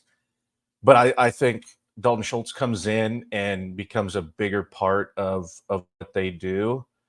And obviously, we've seen Mixon and what he's been able to do. He can expand the field and do those things. But yeah, I mean, it's a huge hit. And does CJ do that aspect of let me take over a little bit, but then also too, you don't want to look at it this way where he tries and does too much by trying to pick up the slack. But he has the ability, he's got the people around him to pick up the pieces. Obviously, that's a big hit, but it'll be interesting to see if he tries to do too much or stays the course of what he is and how he's gone about things and how they move and shake the offense, because you're going to have to change it up a little bit. It'll just be interesting to see in what aspect that they will. Fish, where do you think they'll go deeper into, or what do you think they'll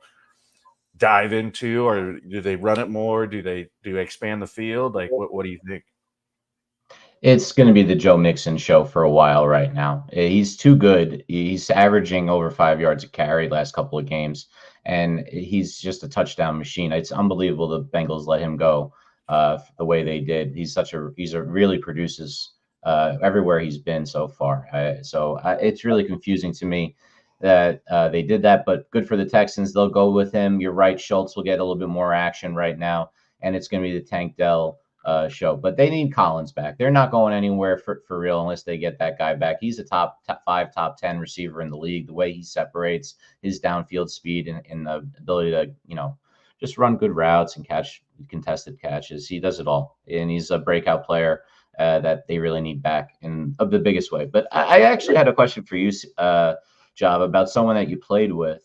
Because I think of a guy like Diggs, and I think, Speedy, you're right. They're going to cut him with this contract the way that they avoided the rest of the years on. Yeah. So they're not going to keep him. There's no way. Now, this is a guy that's been a number one receiver and has been treated like the ace, of the team for years.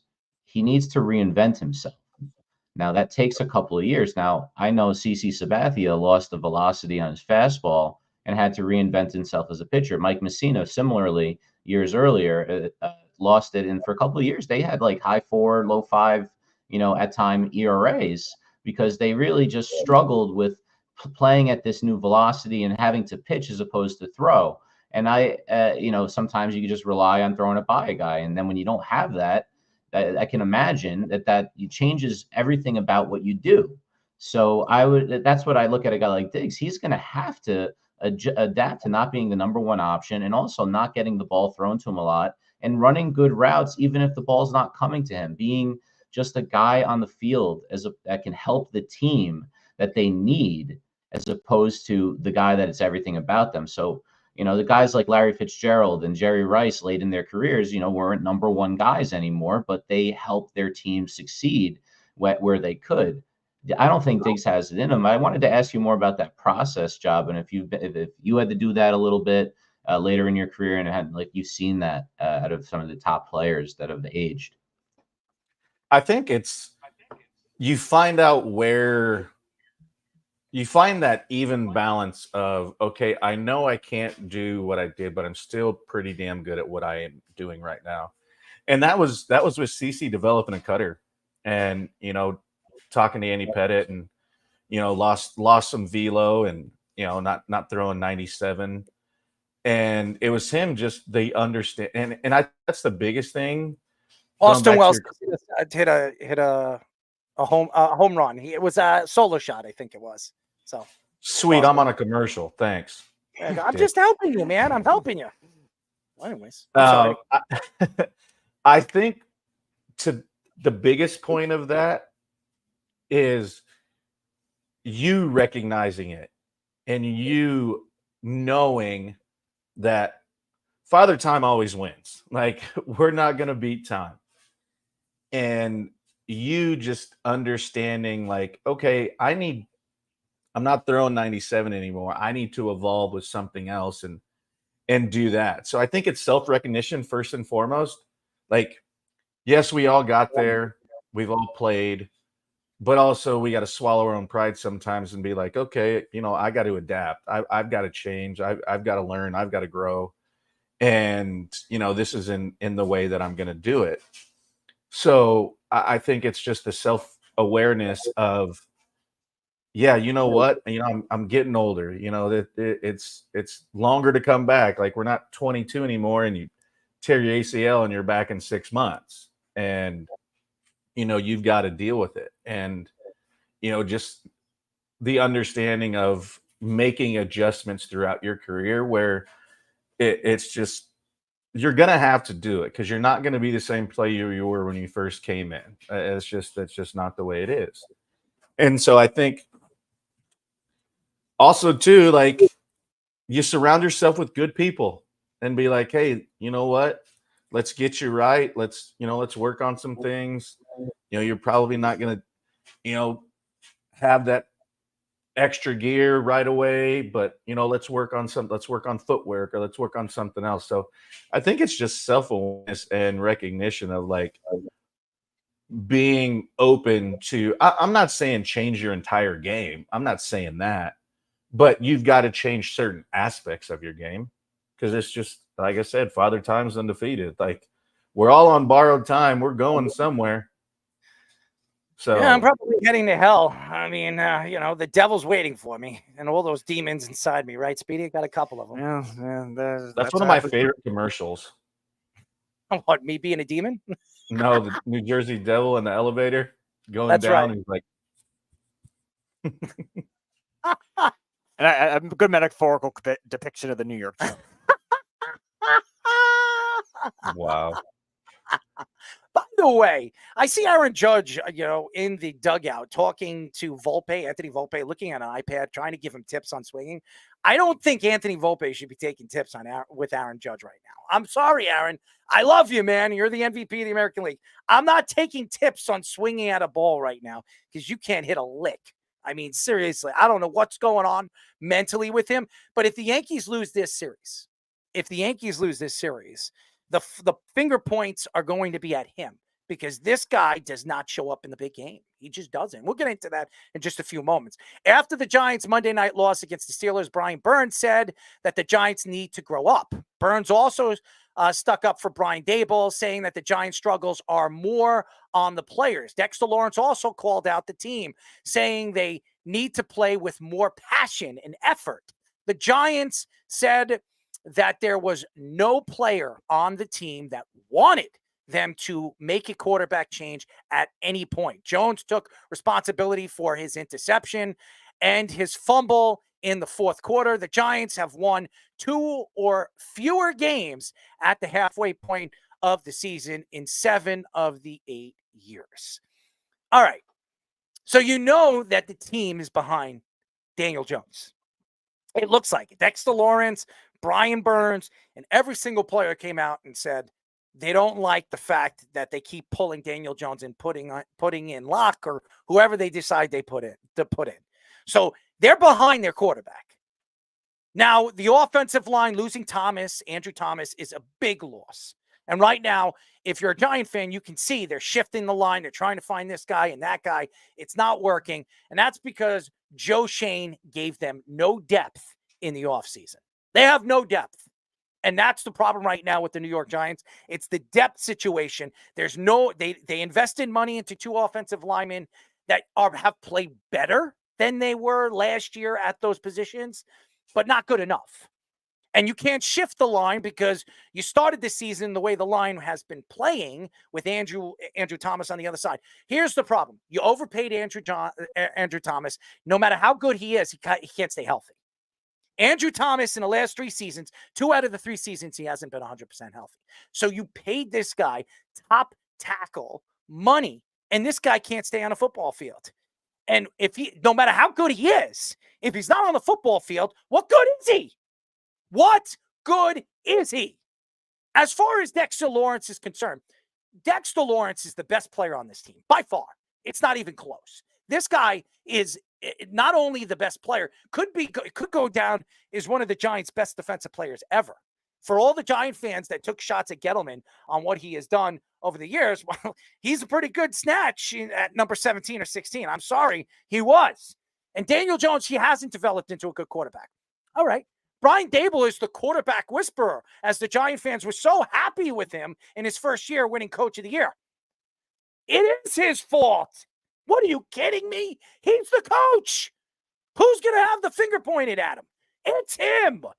There's a problem here in the locker room. They do not believe in Brian Daboll. And I'm telling you right now, the team does not believe in Joe Schoen. Joe Schoen has been absolutely putrid. Go look at his draft classes the last 3 seasons. They're not good. They're not. Where's Thibodeau? Where's Kayvon Thibodeau, ladies and gentlemen? This superstar pass rusher. Nowhere. The guy only shows up against secondary offensive linemen. He's not good, okay? Evan Neal, not good. He stinks, okay? Just go back at this draft class. Besides Neighbors, is there anybody in this draft class that really stands? I like the safety. I'm going to take that back. I like the kid. I like the safety that they have. You want to say him? So your first and second round draft picks were good. What about your third? What about your fourth, your fifth, your sixth? I see Fish putting thumbs up. I disagree. I disagree. I think right now the responsibility for this quarterback is to give him weapons, and you didn't do that. For all the Giant fans that can't stand him, want to throw him out there and say, oh, he's horrible, he's terrible. Okay, he's horrible, he's terrible. He did fumble the ball. He did throw an interception. Okay, nobody's creating separation. Watch the damn game. I don't know what anybody's not watching. There's no separation. There's none.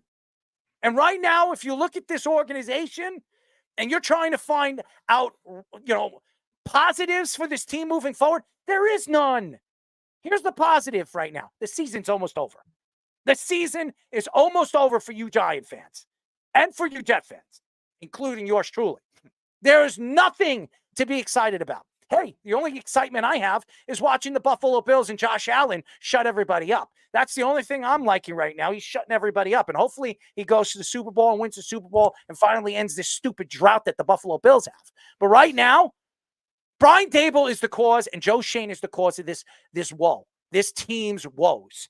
This team is not good. This is not, when you look at it from top to bottom, at least when you look at the Jets, you got like star at different position. Maybe they're not showing up, but they're stars at that position.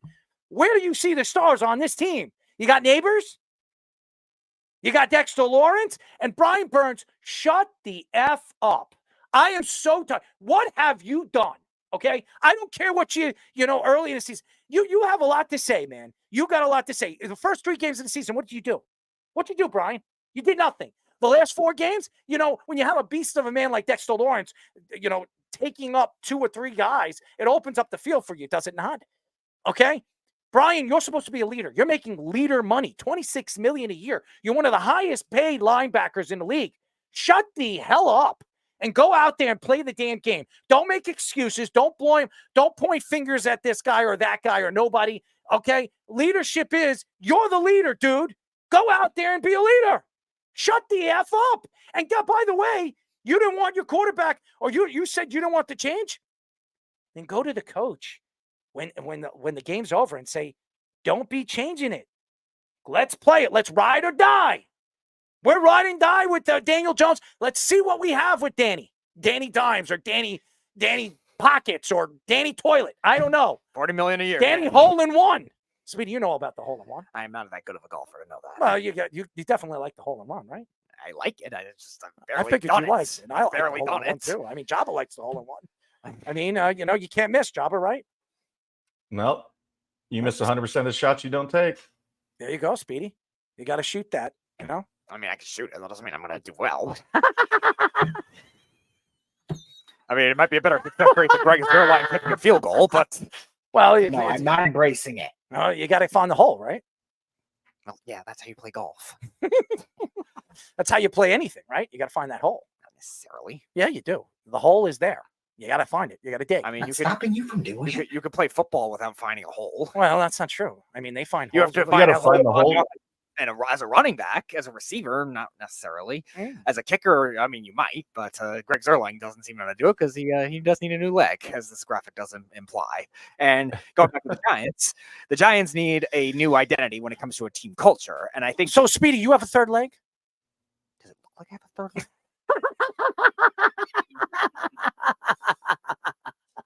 Go ahead, Speedy. Yeah, I was going to say the Giants, I think, I've been talking about a new team culture when we were talking about all these different coaching rumors throughout the offseason. Obviously, Bill Belichick being the big one, and Brian Dable and Joe Shane being on the hot seat. Now, Brian Burns' comments make it look like he's at least standing up for Brian Dable for the time being, and the defensive side of the ball might be as well. And that's where your leaders are going to come from when you look at the offensive side of the ball, just really having a lot of question marks. And that's because, like you were saying, Joe Shane drafting key positions on that offensive side of the ball have been a failure. Now, the defensive draft class this year has been good. With Newman, like you were talking about, Drew Phillips has played well as a third-round pick. And then you look at some of the defensive draft picks from previous years, they've actually played pretty good. But on the offensive side of the ball, that's not the case. And Daniel Jones has taken the brunt of it because of it. And Daniel Jones is going to take responsibility because he's a humble guy, as he should in that case. Did he add some bad throws in the short field? Yes, Yeah, they he weren't did. good. Yes, he did. And the offensive line, I actually think for the first half played very well in that game. The second half, not so much. But Brian Dable, when it comes to the schematic coaching, did well, but the culture end of it, that's where he has to start to establish, and that's not going to change overnight, win or loss with the record. You know, it's so funny what Brian Burns says they need to grow up. Didn't he play for the Carolina Panthers last year? What was he not saying that to his team last year? I mean, that team was horrible too. Yeah, no, they've been bad since he's gotten there. Come on. I'm sorry. Go ahead, Jabba. No, I mean, yeah, and then there's like they need to grow up, but then he comes out of the other side of his mouth and he's like, to me, it doesn't come down to effort. Like, okay, grow up isn't like you can't teach effort. Like, you can't teach that. In my drink right now. And so I just And you know all it, that effort, right? Ask Trevon Diggs. right. But yeah, it doesn't make sense to me in how just the certain way you go about it. Like there's a way to go about it. And to your point though, it's like, okay, if that's how you feel, go in his office and be like, hey, we're ride or die. Like, hey, I know we're 2-6, but Daniel's our dude. Like we're gonna do it with him and we're gonna figure this out. We got 8 games left. And I just think there's so many better ways to handle it. And I like I said earlier, sometimes the heat of the moment gets you or whatever, but also understand if you want to be a leader and you want to tell these guys to grow up, then you know what? Go one by one. Don't go to the damn media and be like, these guys need to grow up. Like, if you think, Speedy, if I think you're sucking, I'm going to be like, hey, I'll text you and, let's have a phone call and be like, hey, I think you can do this. Like, there's just so many better ways to do it.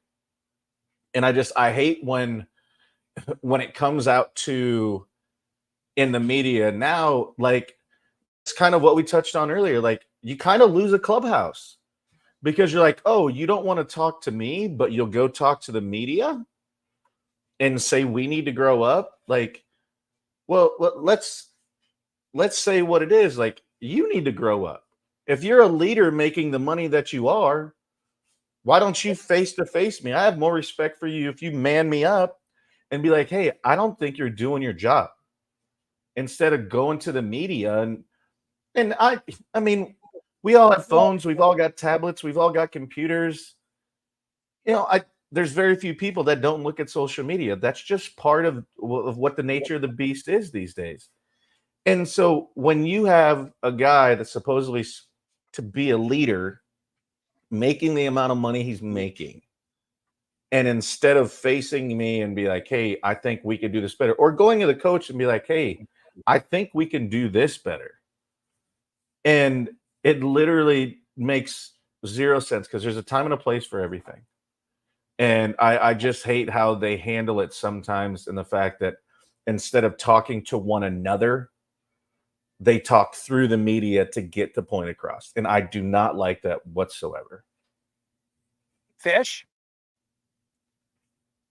Yeah, so I'm not going to say I disagree because I don't disagree. I don't like to air out business like that. I think football, when you have that many guys on the roster, you kind of don't want to, if you're going to go to the media and talk, like as a coach, if I'm mad at one person, I'm going to address the whole team and make it seem like I'm not talking about that one person, although they know I'm talking about them, but they know I'm not putting them on blast at the same time. So it's kind of like some kind of middle ground way to do it, but that's obviously not in the media where it's going to be like retweeted and all of that. You know, I kind of see it both ways. I think he's sick of watching guys not be mentally focused. I think that's the problem with the Giants is the team. It doesn't have. It's like these guys that they can't get over what happened on the last play. You got to have a short memory. You got to be on to the next play. It's that mentality. You got to be more mature, like we were saying with Trevon Diggs. Obviously, not a mature individual. The Diggs family, you know, what was it a week or two ago? He said that, you know, I'm never the bigger person. Like you're completely immature. And how are you ever going to be successful long term like that? You know, maybe you've been successful. You don't realize how many people had to be there to make sure that happened alongside you. You know, there's a lot of people that hold us up. That you don't even realize half the time that are those integral pieces, whether it's players or even, you know, staff members on the team. So I think there's a lot of issues. As far as the Giants, they do need to grow up, but it's not just them. It's the coaching staff too, guys. First off, where's Evan Neal? We're up to the point where it's a question, where is he? Are we really holding grudges that he's not the guy we want and you're not going to try him out on the left side of the line? They put in an off-the-street free agent who was the worst tackle in football on Sunday. I'm sorry, on Sunday and Monday for week 8. Wow. You can't do that. What are you doing? You have the 7th overall pick on your team. You can't resort to that before him. And yet that's what they're doing. And to make matters worse, and I wrote about this on our website, worldwidesportsradionetwork.com, one of the articles that I wrote at, you know, Matt Parrott, our former swing tackle, has over 73.1 PFF grade this year, which is 8 points higher than Jermaine Illuminor, who is our starting right tackle. And that goes to show you spending money on middling guards and things like that just don't make a lot of sense. And you got to grow up as a franchise. They should have paid Saquon Barkley and just stayed with Matt Parrott. They could have had both guys and kept Neighbors and all of those things, except they've got to convince themselves, you know, this is the right way to do things. You know, we watched Hard Knocks. It looked like they were doing a fantasy draft. It didn't look like they were running an NFL franchise. It was embarrassing. And that's who needs to grow up, in my opinion. I think, you know, Daboll with that 2-point play, I personally love that 2-point play. The team wasn't set, but also I'm kind of a crazy play caller myself when I call plays, and people think I take too many gambles too. I think it was the read was right, except the Singletary was looking at the ref to make sure that he was on the line instead of blocking his gap. And that was the mistake. And that's all it takes if you're not a mentally focused team. I think that's what Burns is getting at. I think he could have done it better, but he's not wrong. This team is a very immature team. By the way, I don't know if anybody's watching it, Weaver just got out of the inning, struck out Mookie Betts. So there you go. The Yankees are out of trouble. 6-4, heading to the bottom of the 7th. Scoops, your thoughts? If Brian Burns wants to speak like a true leader, if he wants to get paid this money like a leader, going off what Jabba said, there's a right and wrong way to do things. There's a right and wrong way to address these things. Like, I remember seeing this Eli Manning story, and he was talking about how after the media, after, you know, his team would have a bad game, and they would all know it. They would all know that they have a bad game. A certain player might know that they dropped the ball in the game. Eli would address his team and say, look, guys, I'll handle the media today. You know, I'll be the one that handles the media. I'll be the one that is sort of, I guess, the scapegoat for why they played so bad. And, you know, he'll be, of course, the one that's answering for why the team played so bad. But that's what a leader does. That's what a true leader would do. A leader would, of course, you know, take not sort of all the blame, of course, because like Fish was saying, you know, I do agree. I think that the team isn't locked in at certain times. I think that they're not mentally focused. And of course, they're sort of, you can see it in the team's heads that they're sort of focused, I guess, down the line, not really in the moment of the game. So that'll that'll mess up the rapport. And especially going back to the sideline, if you look confused, the rest of your teammates will look confused. I understand that completely. But I think that should be addressed to his players, to his teammates as a whole, instead of going through the media, like Jabba said. And we're lucky that he doesn't have a podcast, because he probably would jump on it the very next day and tell everybody how he felt. Well, then maybe we should reach out to Micah Parsons. That would be funny. Could you imagine Brian Burns on Micah Parsons' show? Micah Parsons likes to tell everybody that Zach Wilson's the future star of the NFL, and this guy might never play an NFL game again. But by the way, Zach Wilson has better numbers after week 8 than Aaron Rodgers does after week 8 from last year. So congratulations, Isaac Pitter-Potter, for the New York Jets. Thank you. Thank you very much. Very, very nice. The New York Jets are an absolute joke. All right, final story of the day, ladies and gentlemen. And we'll just really go over this because we waited it for the best for last, because Jabba is a former Yankee, and we love this. The Dodgers lead the Yankees 3-0 in the World Series after winning Game 3 yesterday 4-2. Freddie Freeman has a home run in every game this series, including a walk-off grand slam in Game 1. Aaron Judge took responsibility for his struggles, saying he is not doing a great job.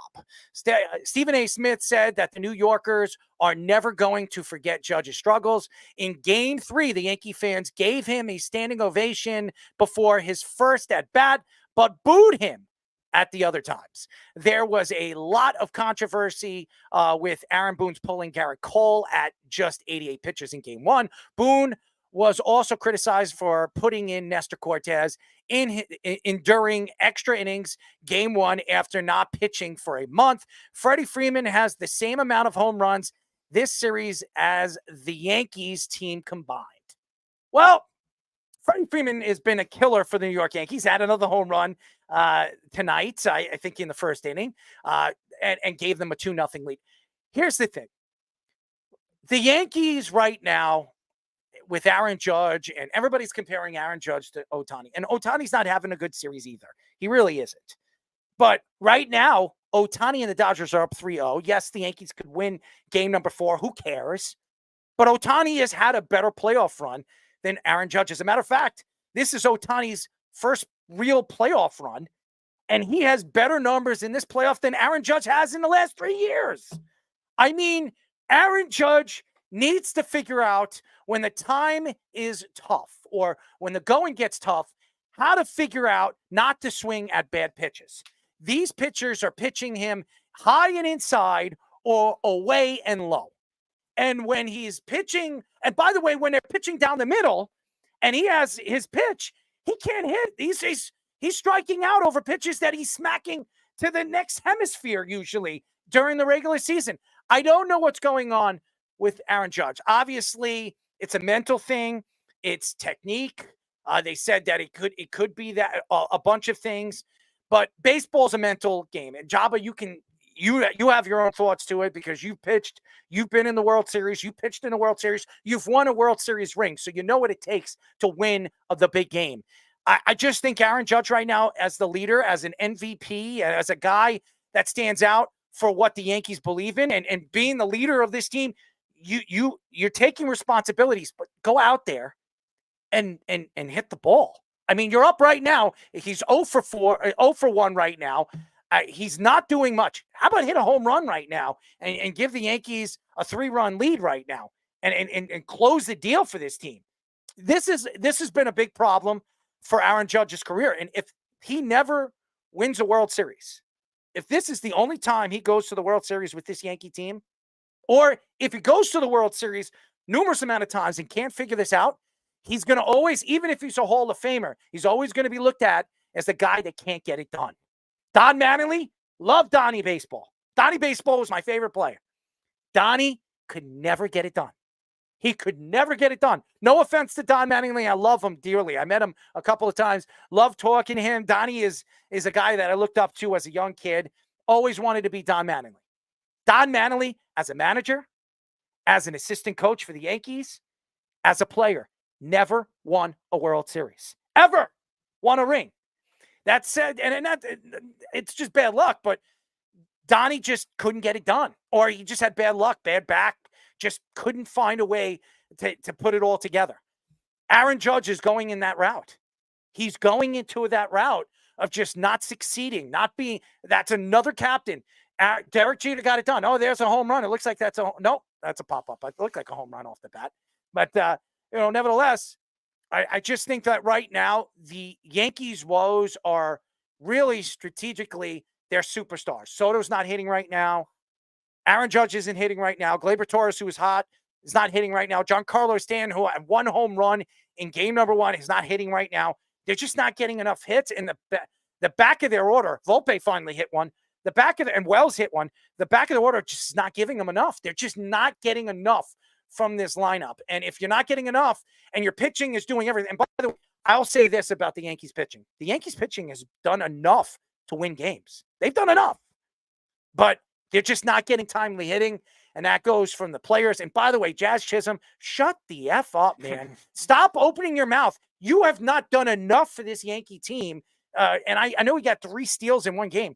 He has done nothing to go out there, in the divisional game and say that the Yankees are going to the World Series and winning the World Series, guaranteeing it. Yep. I mean, it's not selling me as a Yankee fan. No, and it's going to put a different amount of pressure on it. I mean, obviously the Dodgers are pressure too, but the Yankees with Jazz Chisholm saying that the way he did, it creates another target, and for him to perform as well, which he did in game 1. Obviously, he had the 3 steals, and again, he had the game-winning infield hit or game-leading infield hit at the time until Freddie Freeman hit the grand slam, and the rest of the lineup has just followed suit behind that, unfortunately. Now, Volpe's starting to hit now, and he started to hit later in that Cleveland series, which you thought would have picked it up, but that has not been the case. And the Yankees are not doing what they did in the other 2 series, which has been working the Dodgers starters to go longer in the games. Flaherty went longer. Yamamoto went longer. And you're not seeing that kind of thing like you did with the Royals, where they made Reagans go not even 5 innings. Seth Lugo struggled towards later on. And now the Yankees pitchers are starting to fall in that same trap too. Now, Aaron Boone pulling Garrett Cole at 88 pitches was ridiculous. I thought that was way too early. He did not have he was not losing velocity or movement whatsoever. He allowed a bloop hit, and now you're going to pull him, and then the Dodgers end up tying the game. I had no problem with them. I know I don't like them putting Cortez in the way they did. I don't mind them walking Betts to get to Freeman at the time, because obviously Freeman was still banged up, but obviously now Freeman's now scorching hot, and he's going to win World Series MVP at the rate it's going at. But the Yankees are not doing a lot of those little things and leaving the bases loaded, and definitely not ideal to win a World Series. Yeah, it's amazing to me, like, just scrolling through and seeing the stats. And I mean, in his career, 7 years, Judge is hitting below the Mendoza line. And for you that don't know the Mendoza line, that's below 200. And he's almost 3-1 on walks to strikeout. And, and like you said, it's some people step up, some people don't. I mean, Kike Hernandez is not Aaron Judge. But look at Kike Hernandez's numbers in the postseason. He steps up. There's just some people that do it, some people that don't. And it's just one of those things where you got to have other guys step up. And he knows, it's not like it's a secret. He knows he's not doing Aaron Judge stuff. I mean, he's going to be the MVP. We all know that. He had an unbelievable year. But also, too, at the same time, is he maybe pressing a little bit, just trying to get off the schneid, trying to get that one hit or whatever? Maybe. I think so. Yeah, and that's sometimes that happens. And he's just too good to be in kind of the I guess, do you want to call it a slump? I mean, I don't know what else you would call it. I mean, if you look back at his 2022 stats, he hit even worse. It was like 143. And so you just kind of look at it, and he had 2 homers in both.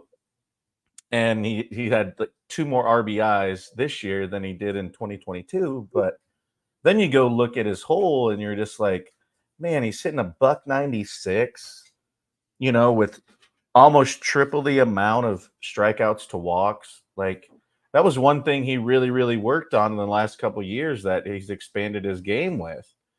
And so I don't know if it's him pressing or what it is, or, I mean, let's be perfectly honest. I mean, do you let the moment get too big? I don't think he does. I mean, based upon, watching him and the things that he does, but also at the same time, numbers don't lie.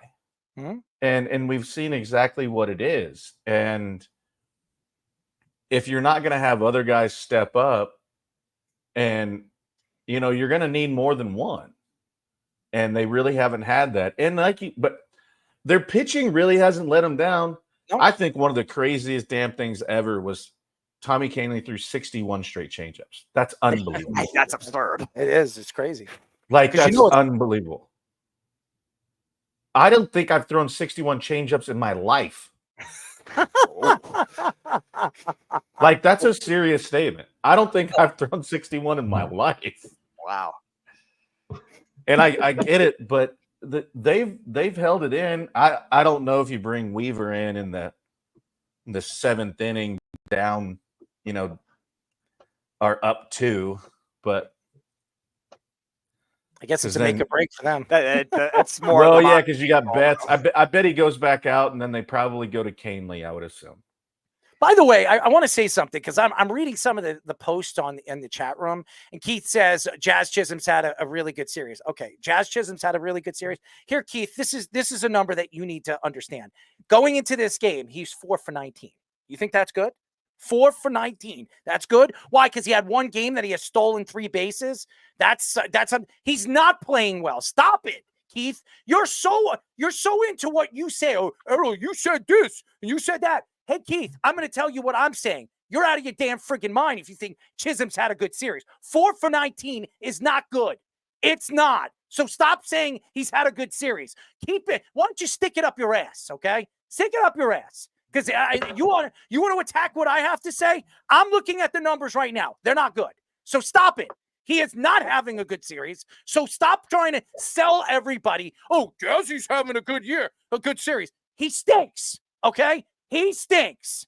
Take that and sell that. Well, that's the same thing. That's like saying Austin Wells is having a good series. He's 4 for 23, but he did hit a homer today. Recency bias. That's ridiculous. Right. He loves recency bias and small samples, Jabba. You're going to start to learn that. I'm serious. I keep saying year, season, and then game series. He's not having a good series. He's actually been one of the worst players for the New York Yankees. So I don't know what you're trying to sell here. What are you trying to prove me wrong again, Keith? Hey, Keith, I'll admit when I'm wrong. Could you admit when you're wrong? Because I'll tell you this right now. If you honestly think Chisholm's had a good series, you don't know baseball. You say you know baseball. Your father played semi-pro baseball, and I shout out to your father. I love your family. If you really believe that Jazz Chisholm's had a good good series, you're on drugs. That's what I'm going to sell to you.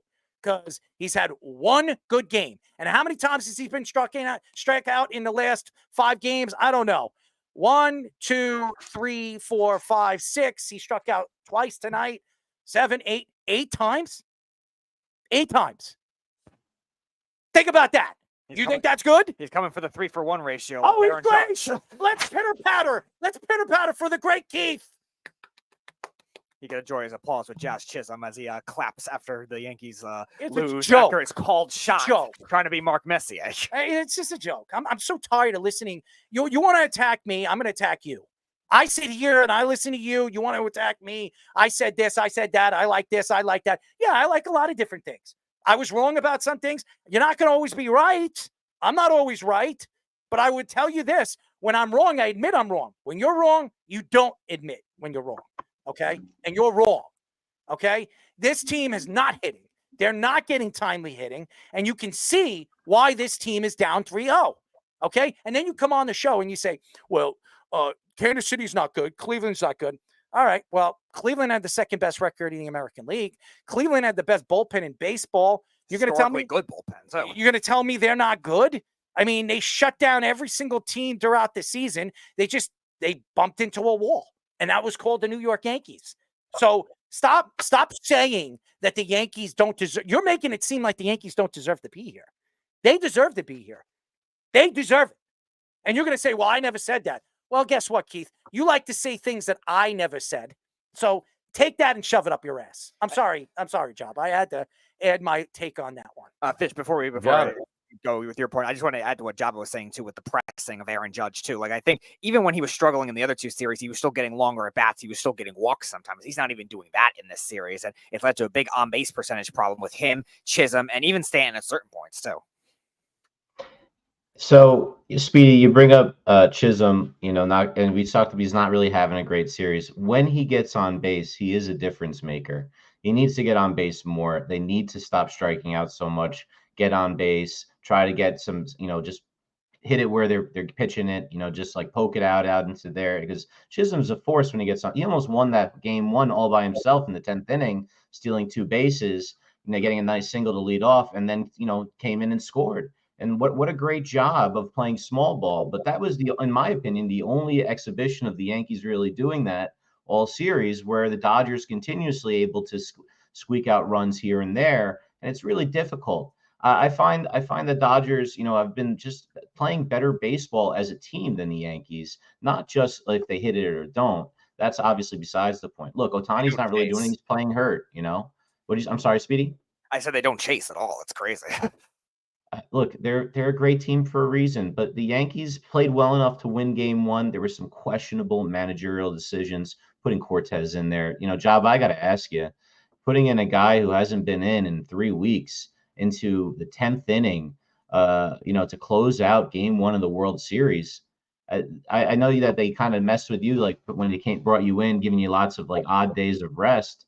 I mean, what do you think about that decision in game 1? Because I thought it was absolutely insane, but I feel like you would have a better idea, feeling about that, and some emotional feelings about that one.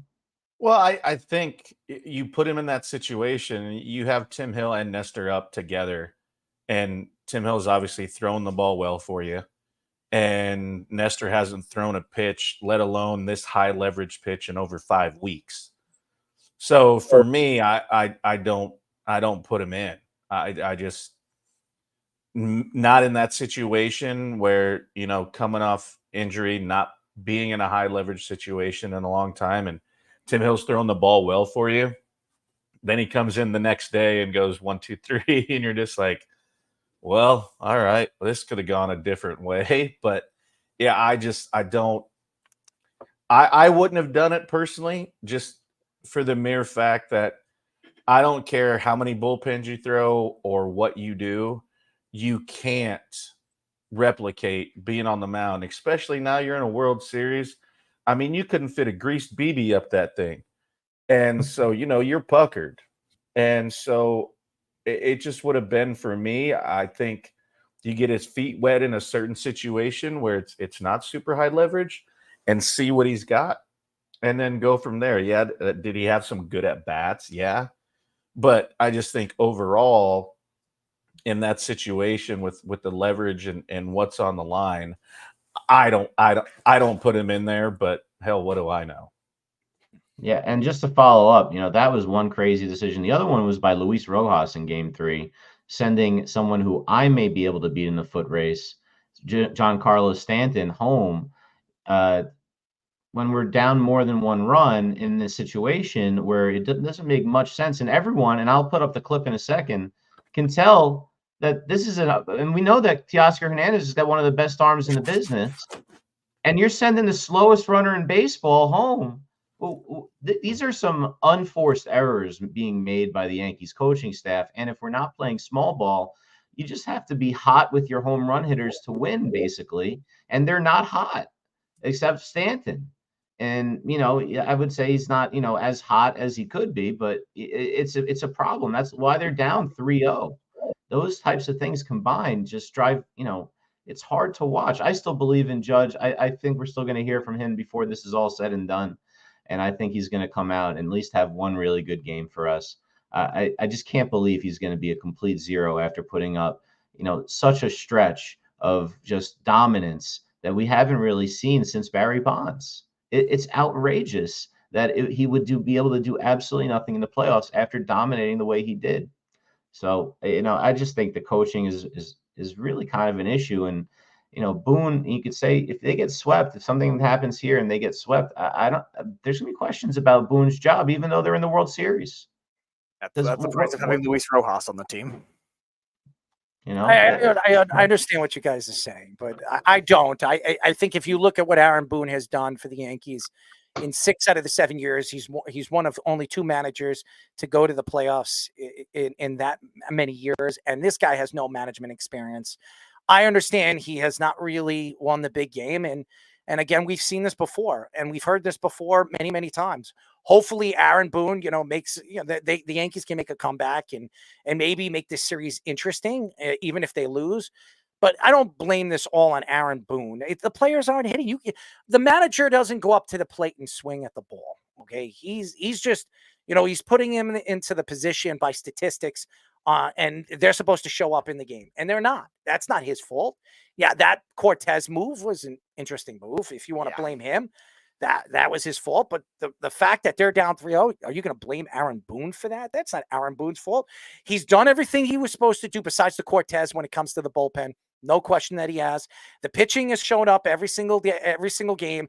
Their starters, even Schmidt, he showed up. Luis Gil, he's a rookie. He showed up today. And Garrett Cole showed up too in game number 1. He was awesome. Okay.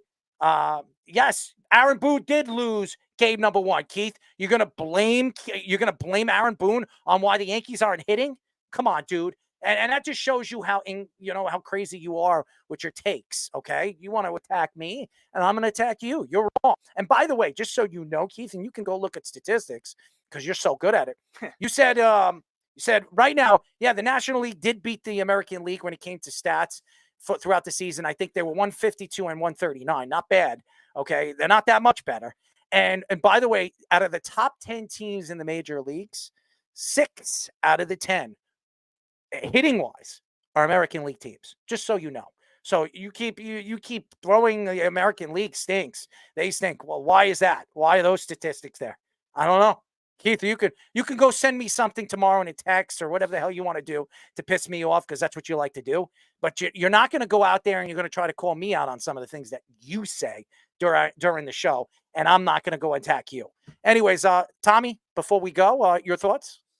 I'm going to say this. I was a child when the Yankees last made the World Series. That's 15 years ago. I was Dick.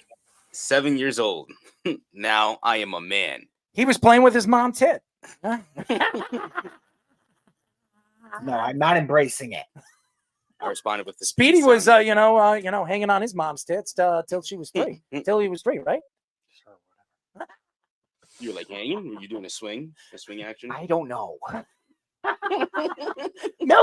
Milk it, right? No, that's Jabba's crew in Nebraska. Yeah, he likes to milk it. He likes to pull it, right? You like to pull it. I'm not his crew in Nebraska. No, but you like to pull it. Nope. I wasn't pulling anything. That's the I don't know what you call yourself, Nebraskites or whatever. Java, I don't know what they're called over there, but the Nebraska people, they like to pull it. We're Huskers.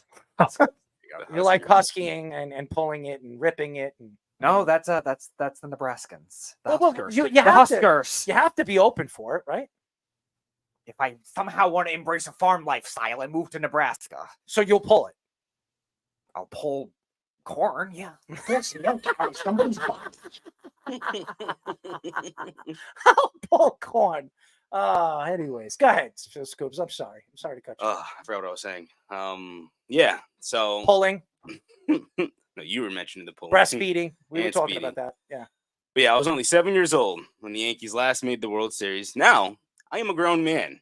I am a very well-grown man. So I was looking forward to celebrating, having a beer, having a drink with my father, my uncle, all these guys that I grew up with, watching them yell at a TV, hoping for them to be in another World Series. And of course, here we are. And that could be all over in about 2 innings or possibly even tomorrow night. So the thing I would have to say is just their hitting has to get better. I mean, you guys were, of course, just mentioning it all just now. There's no excuse that, I also mentioned this on an article that I wrote for the Worldwide Sports Network, Worldwide Sports Radio Network. I don't want to get it wrong now. There you go. Stick it, right? But stick it, right? We're going to stick it. Stick it. Can he explain his article? In the article, I mentioned that the team has to realize that this is the final series. There's no more baseball to be played after this series. Now, there's no excuse that Stanton, Soto, Judge, 3 of the team's best hitters are having a combine of like 5 at bat in the first 3 games. So that's all I'm going to say. They got to get better at hitting. Like you did mention, dude, before, Errol, their bullpen has the last few games been better with than what I've thought they were going to do. So that's a kudos for that. But they're hitting, man. Their hitting is just hard to watch. It has nothing to do with managing. You're not going to blame Aaron Boone on the reason why they're not hitting. So stop it. And all the people saying, well, he did screw up in game 1. Managers do. They do. You have to make a decision. You made a decision with Nestor Cortez. You were wrong. You get back on the pony and ride it, baby. That's what you do as a baseball team. That's what the Yankees have done forever. Jabba knows. In 2009, how about in 1996 when they were down 2-0 against the Braves? Look at that pitching staff. Look at Tom Glavine, Greg Maddux, and Danny Nagel and John Smoltz. Look at that pitching staff. Okay, the Yankees came back on that pitching staff and won that series. So to sit here and say, hey, well, yeah, it's because of Aaron Boone. Hey, listen, you go out there and you play the game. You don't know what's going to happen. Just like you heard, I forget who said it. Jabba, you said it. Garrett Cole came out and said, listen, we got to win 4 games. That's what we got to do. We're down 0-3. Got to win 4 games. Just like we started the series, we got to win 4 games. And right now at the end of the series, we got to win 4 games. If we win 4 games, we win. It's simple as that. But it's crazy. But Jabba, as always, this is what, our 3rd full show together. It's just getting better and better and better, my friends. Love every second of it. And I looked at the time and I was like, it doesn't feel like that long. No, it doesn't. It goes fast, man. And we try to get it out, but we got to get the content out. And when you're in the, you're in the mood of just like letting it go and,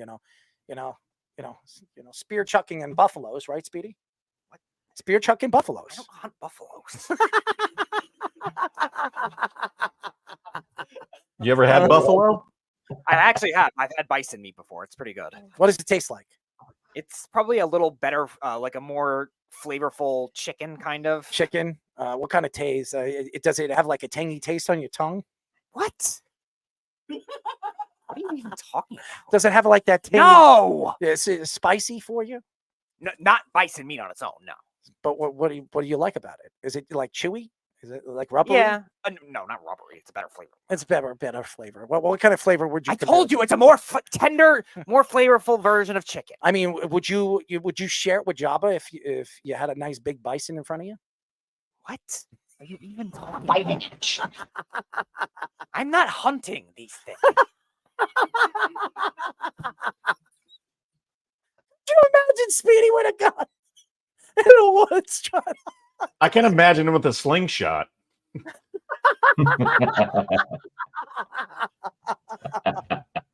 Oh, bison.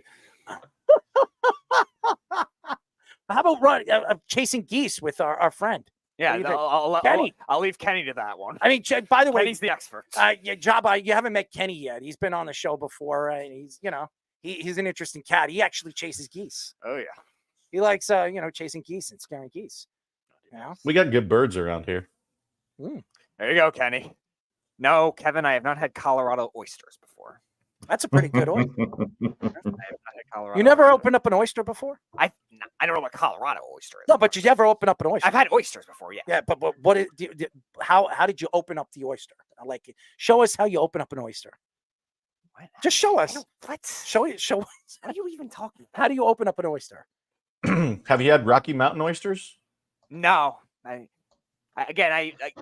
what they were saying. Colorado or Rocky Mountain oysters. There's a difference with Colorado and Rocky Mountain specifically, but no, I've never had that either one of them. Do you like smacking an oyster to wake it up? What are you even talking? What am I going to do? Go scuba diving to smack a live oyster? Yes, Kenny, we know you don't chase geese anymore. I'm going to have a heart attack tonight. I like the scoob for oyster. Okay, enjoy. I do. I enjoy it very well. All right. It's definitely when my tongue, hits it, it like smacks it, Congratulations. Oh, the great Speedy Petey, ladies and gentlemen. Well, there's our show. We'll be back tomorrow. So if you haven't got enough of us, well, you get enough more tomorrow. A lot of craziness. We'll get into obviously, there was a trade tonight. Fish, we didn't really mention it, but that'll be a story that we'll get into as the team just got better. Well, I don't know. I'm not a big fan of his, so it's been on my fantasy team quite a few times. Can't stay healthy, but nevertheless, yeah. So we'll have a lot to get into. But before we go, Jabba, I mean, third show, how do you feel, man? You feel good? You ready to, to smack that oyster? Yeah, I'm probably gonna do that a little bit later. Clap that ass. Maybe some clam. You never know. There we go. Clams are good, man. Clams are good. Speedy, you like clams? Yeah, no. Other than you being so far ahead of me in this game, that's about it. No, it went great. It's it obviously is going to continue to grow, and I feel like I'm actually part of the team now that You always were, man. You always were. I got everything set. Now I look the part. You look delicious, right, Speedy? I'm not gonna eat Jabba. Speedy, can we get a haircut though? Jabba, I am not a cannibal. Oh, well, that's okay. I think next show we're gonna raise money for Speedy's haircut. Speedy, fish or meat? You meat? You're not a fishy guy? I don't mind it. You like the smell of fish? General. You like the smell of fish? Not really. Why don't you like the smell of fish? For most people's reasons, I'm not liking the smell of fish. What is that reason? Ask any simpleton. I'm asking you. What do you not like about it?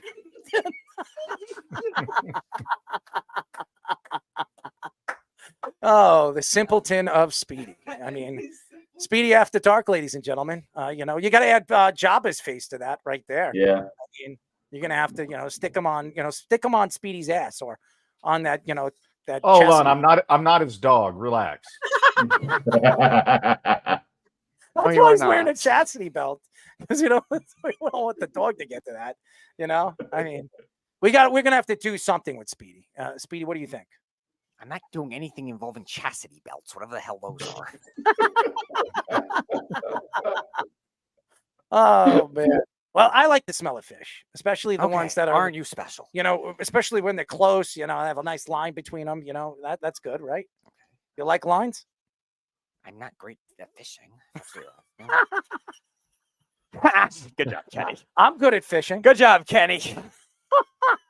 Jabba's really good at fishing. Kenny wins the comment section. There's not enough water over there with Jabba, so he's got to get closer to New York to fish, right, Jabba? No, we got plenty of lakes.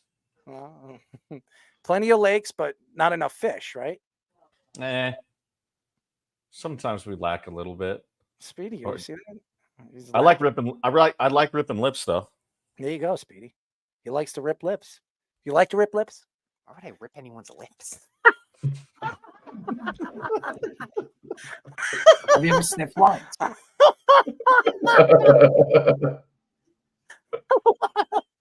Why would I rip lips? Oh, there's a guy. There's a goner right there. Who hit that one? Glaber Torres. Glaber Torres hits a solo. No, I'm sorry, 3-run home run. So it's over. Yeah. No, 2-run, second home run. What was that? 2-run? Oh, 3-run home run. There you go. Yeah. The Yankee fans are going crazy, throwing beer and nuts. And did you see that a guy got thrown out for trying to rip the ball out of Mookie Betts's hand, he was grabbing his glove. Yeah, like pretty aggressive that you don't see. I mean, all that for the guy in the Dodger, in the stands, stealing Glaber's chance to maybe it would have gone over. I don't know, but it looked like it was gonna be a double anyway. Earlier in the series, Speedy, you like to rip nuts? No. You don't like nuts? They're okay. What's your favorite nut? Cashews. Why? Salt. You like the salty flavor? How salty do you like them? As normal cashews are. No, but I'm asking you, how do you like your nuts? Normal. Is it roasted? Or what do you like? I don't know. You don't like it roasted. I don't know if it is or not. Oh, you don't know if the nuts are roasted? Oh, okay. So you just like it plain, or I like cashews. I told you that. Why don't you just stick to that? I like to stick with nuts. Okay. I'm just letting you know that I like. Congratulations. All right, congratulating you or me? You. Job was about you. I know about you. I don't know if anybody knows who you are, but we know what nuts are. Do you know what nuts are? Yeah. What are nuts? a legume, I think it's called, that is edible. Who the hell says that? Legume. A legume. I think that's the family of food it's in. All right, we gotta go. I think I'm losing my head. I'm gonna choke on my spit. Oh, anyways, we will be back tomorrow at 7:30 p.m. Thank you, obviously, to Tony Lippett for joining us. He was fantastic, and thank you to Mike Pinto as always. Thank you to all the fans, all the platforms that we were on. Thank you. Keep following us, download us, follow us on Spotify, follow us on.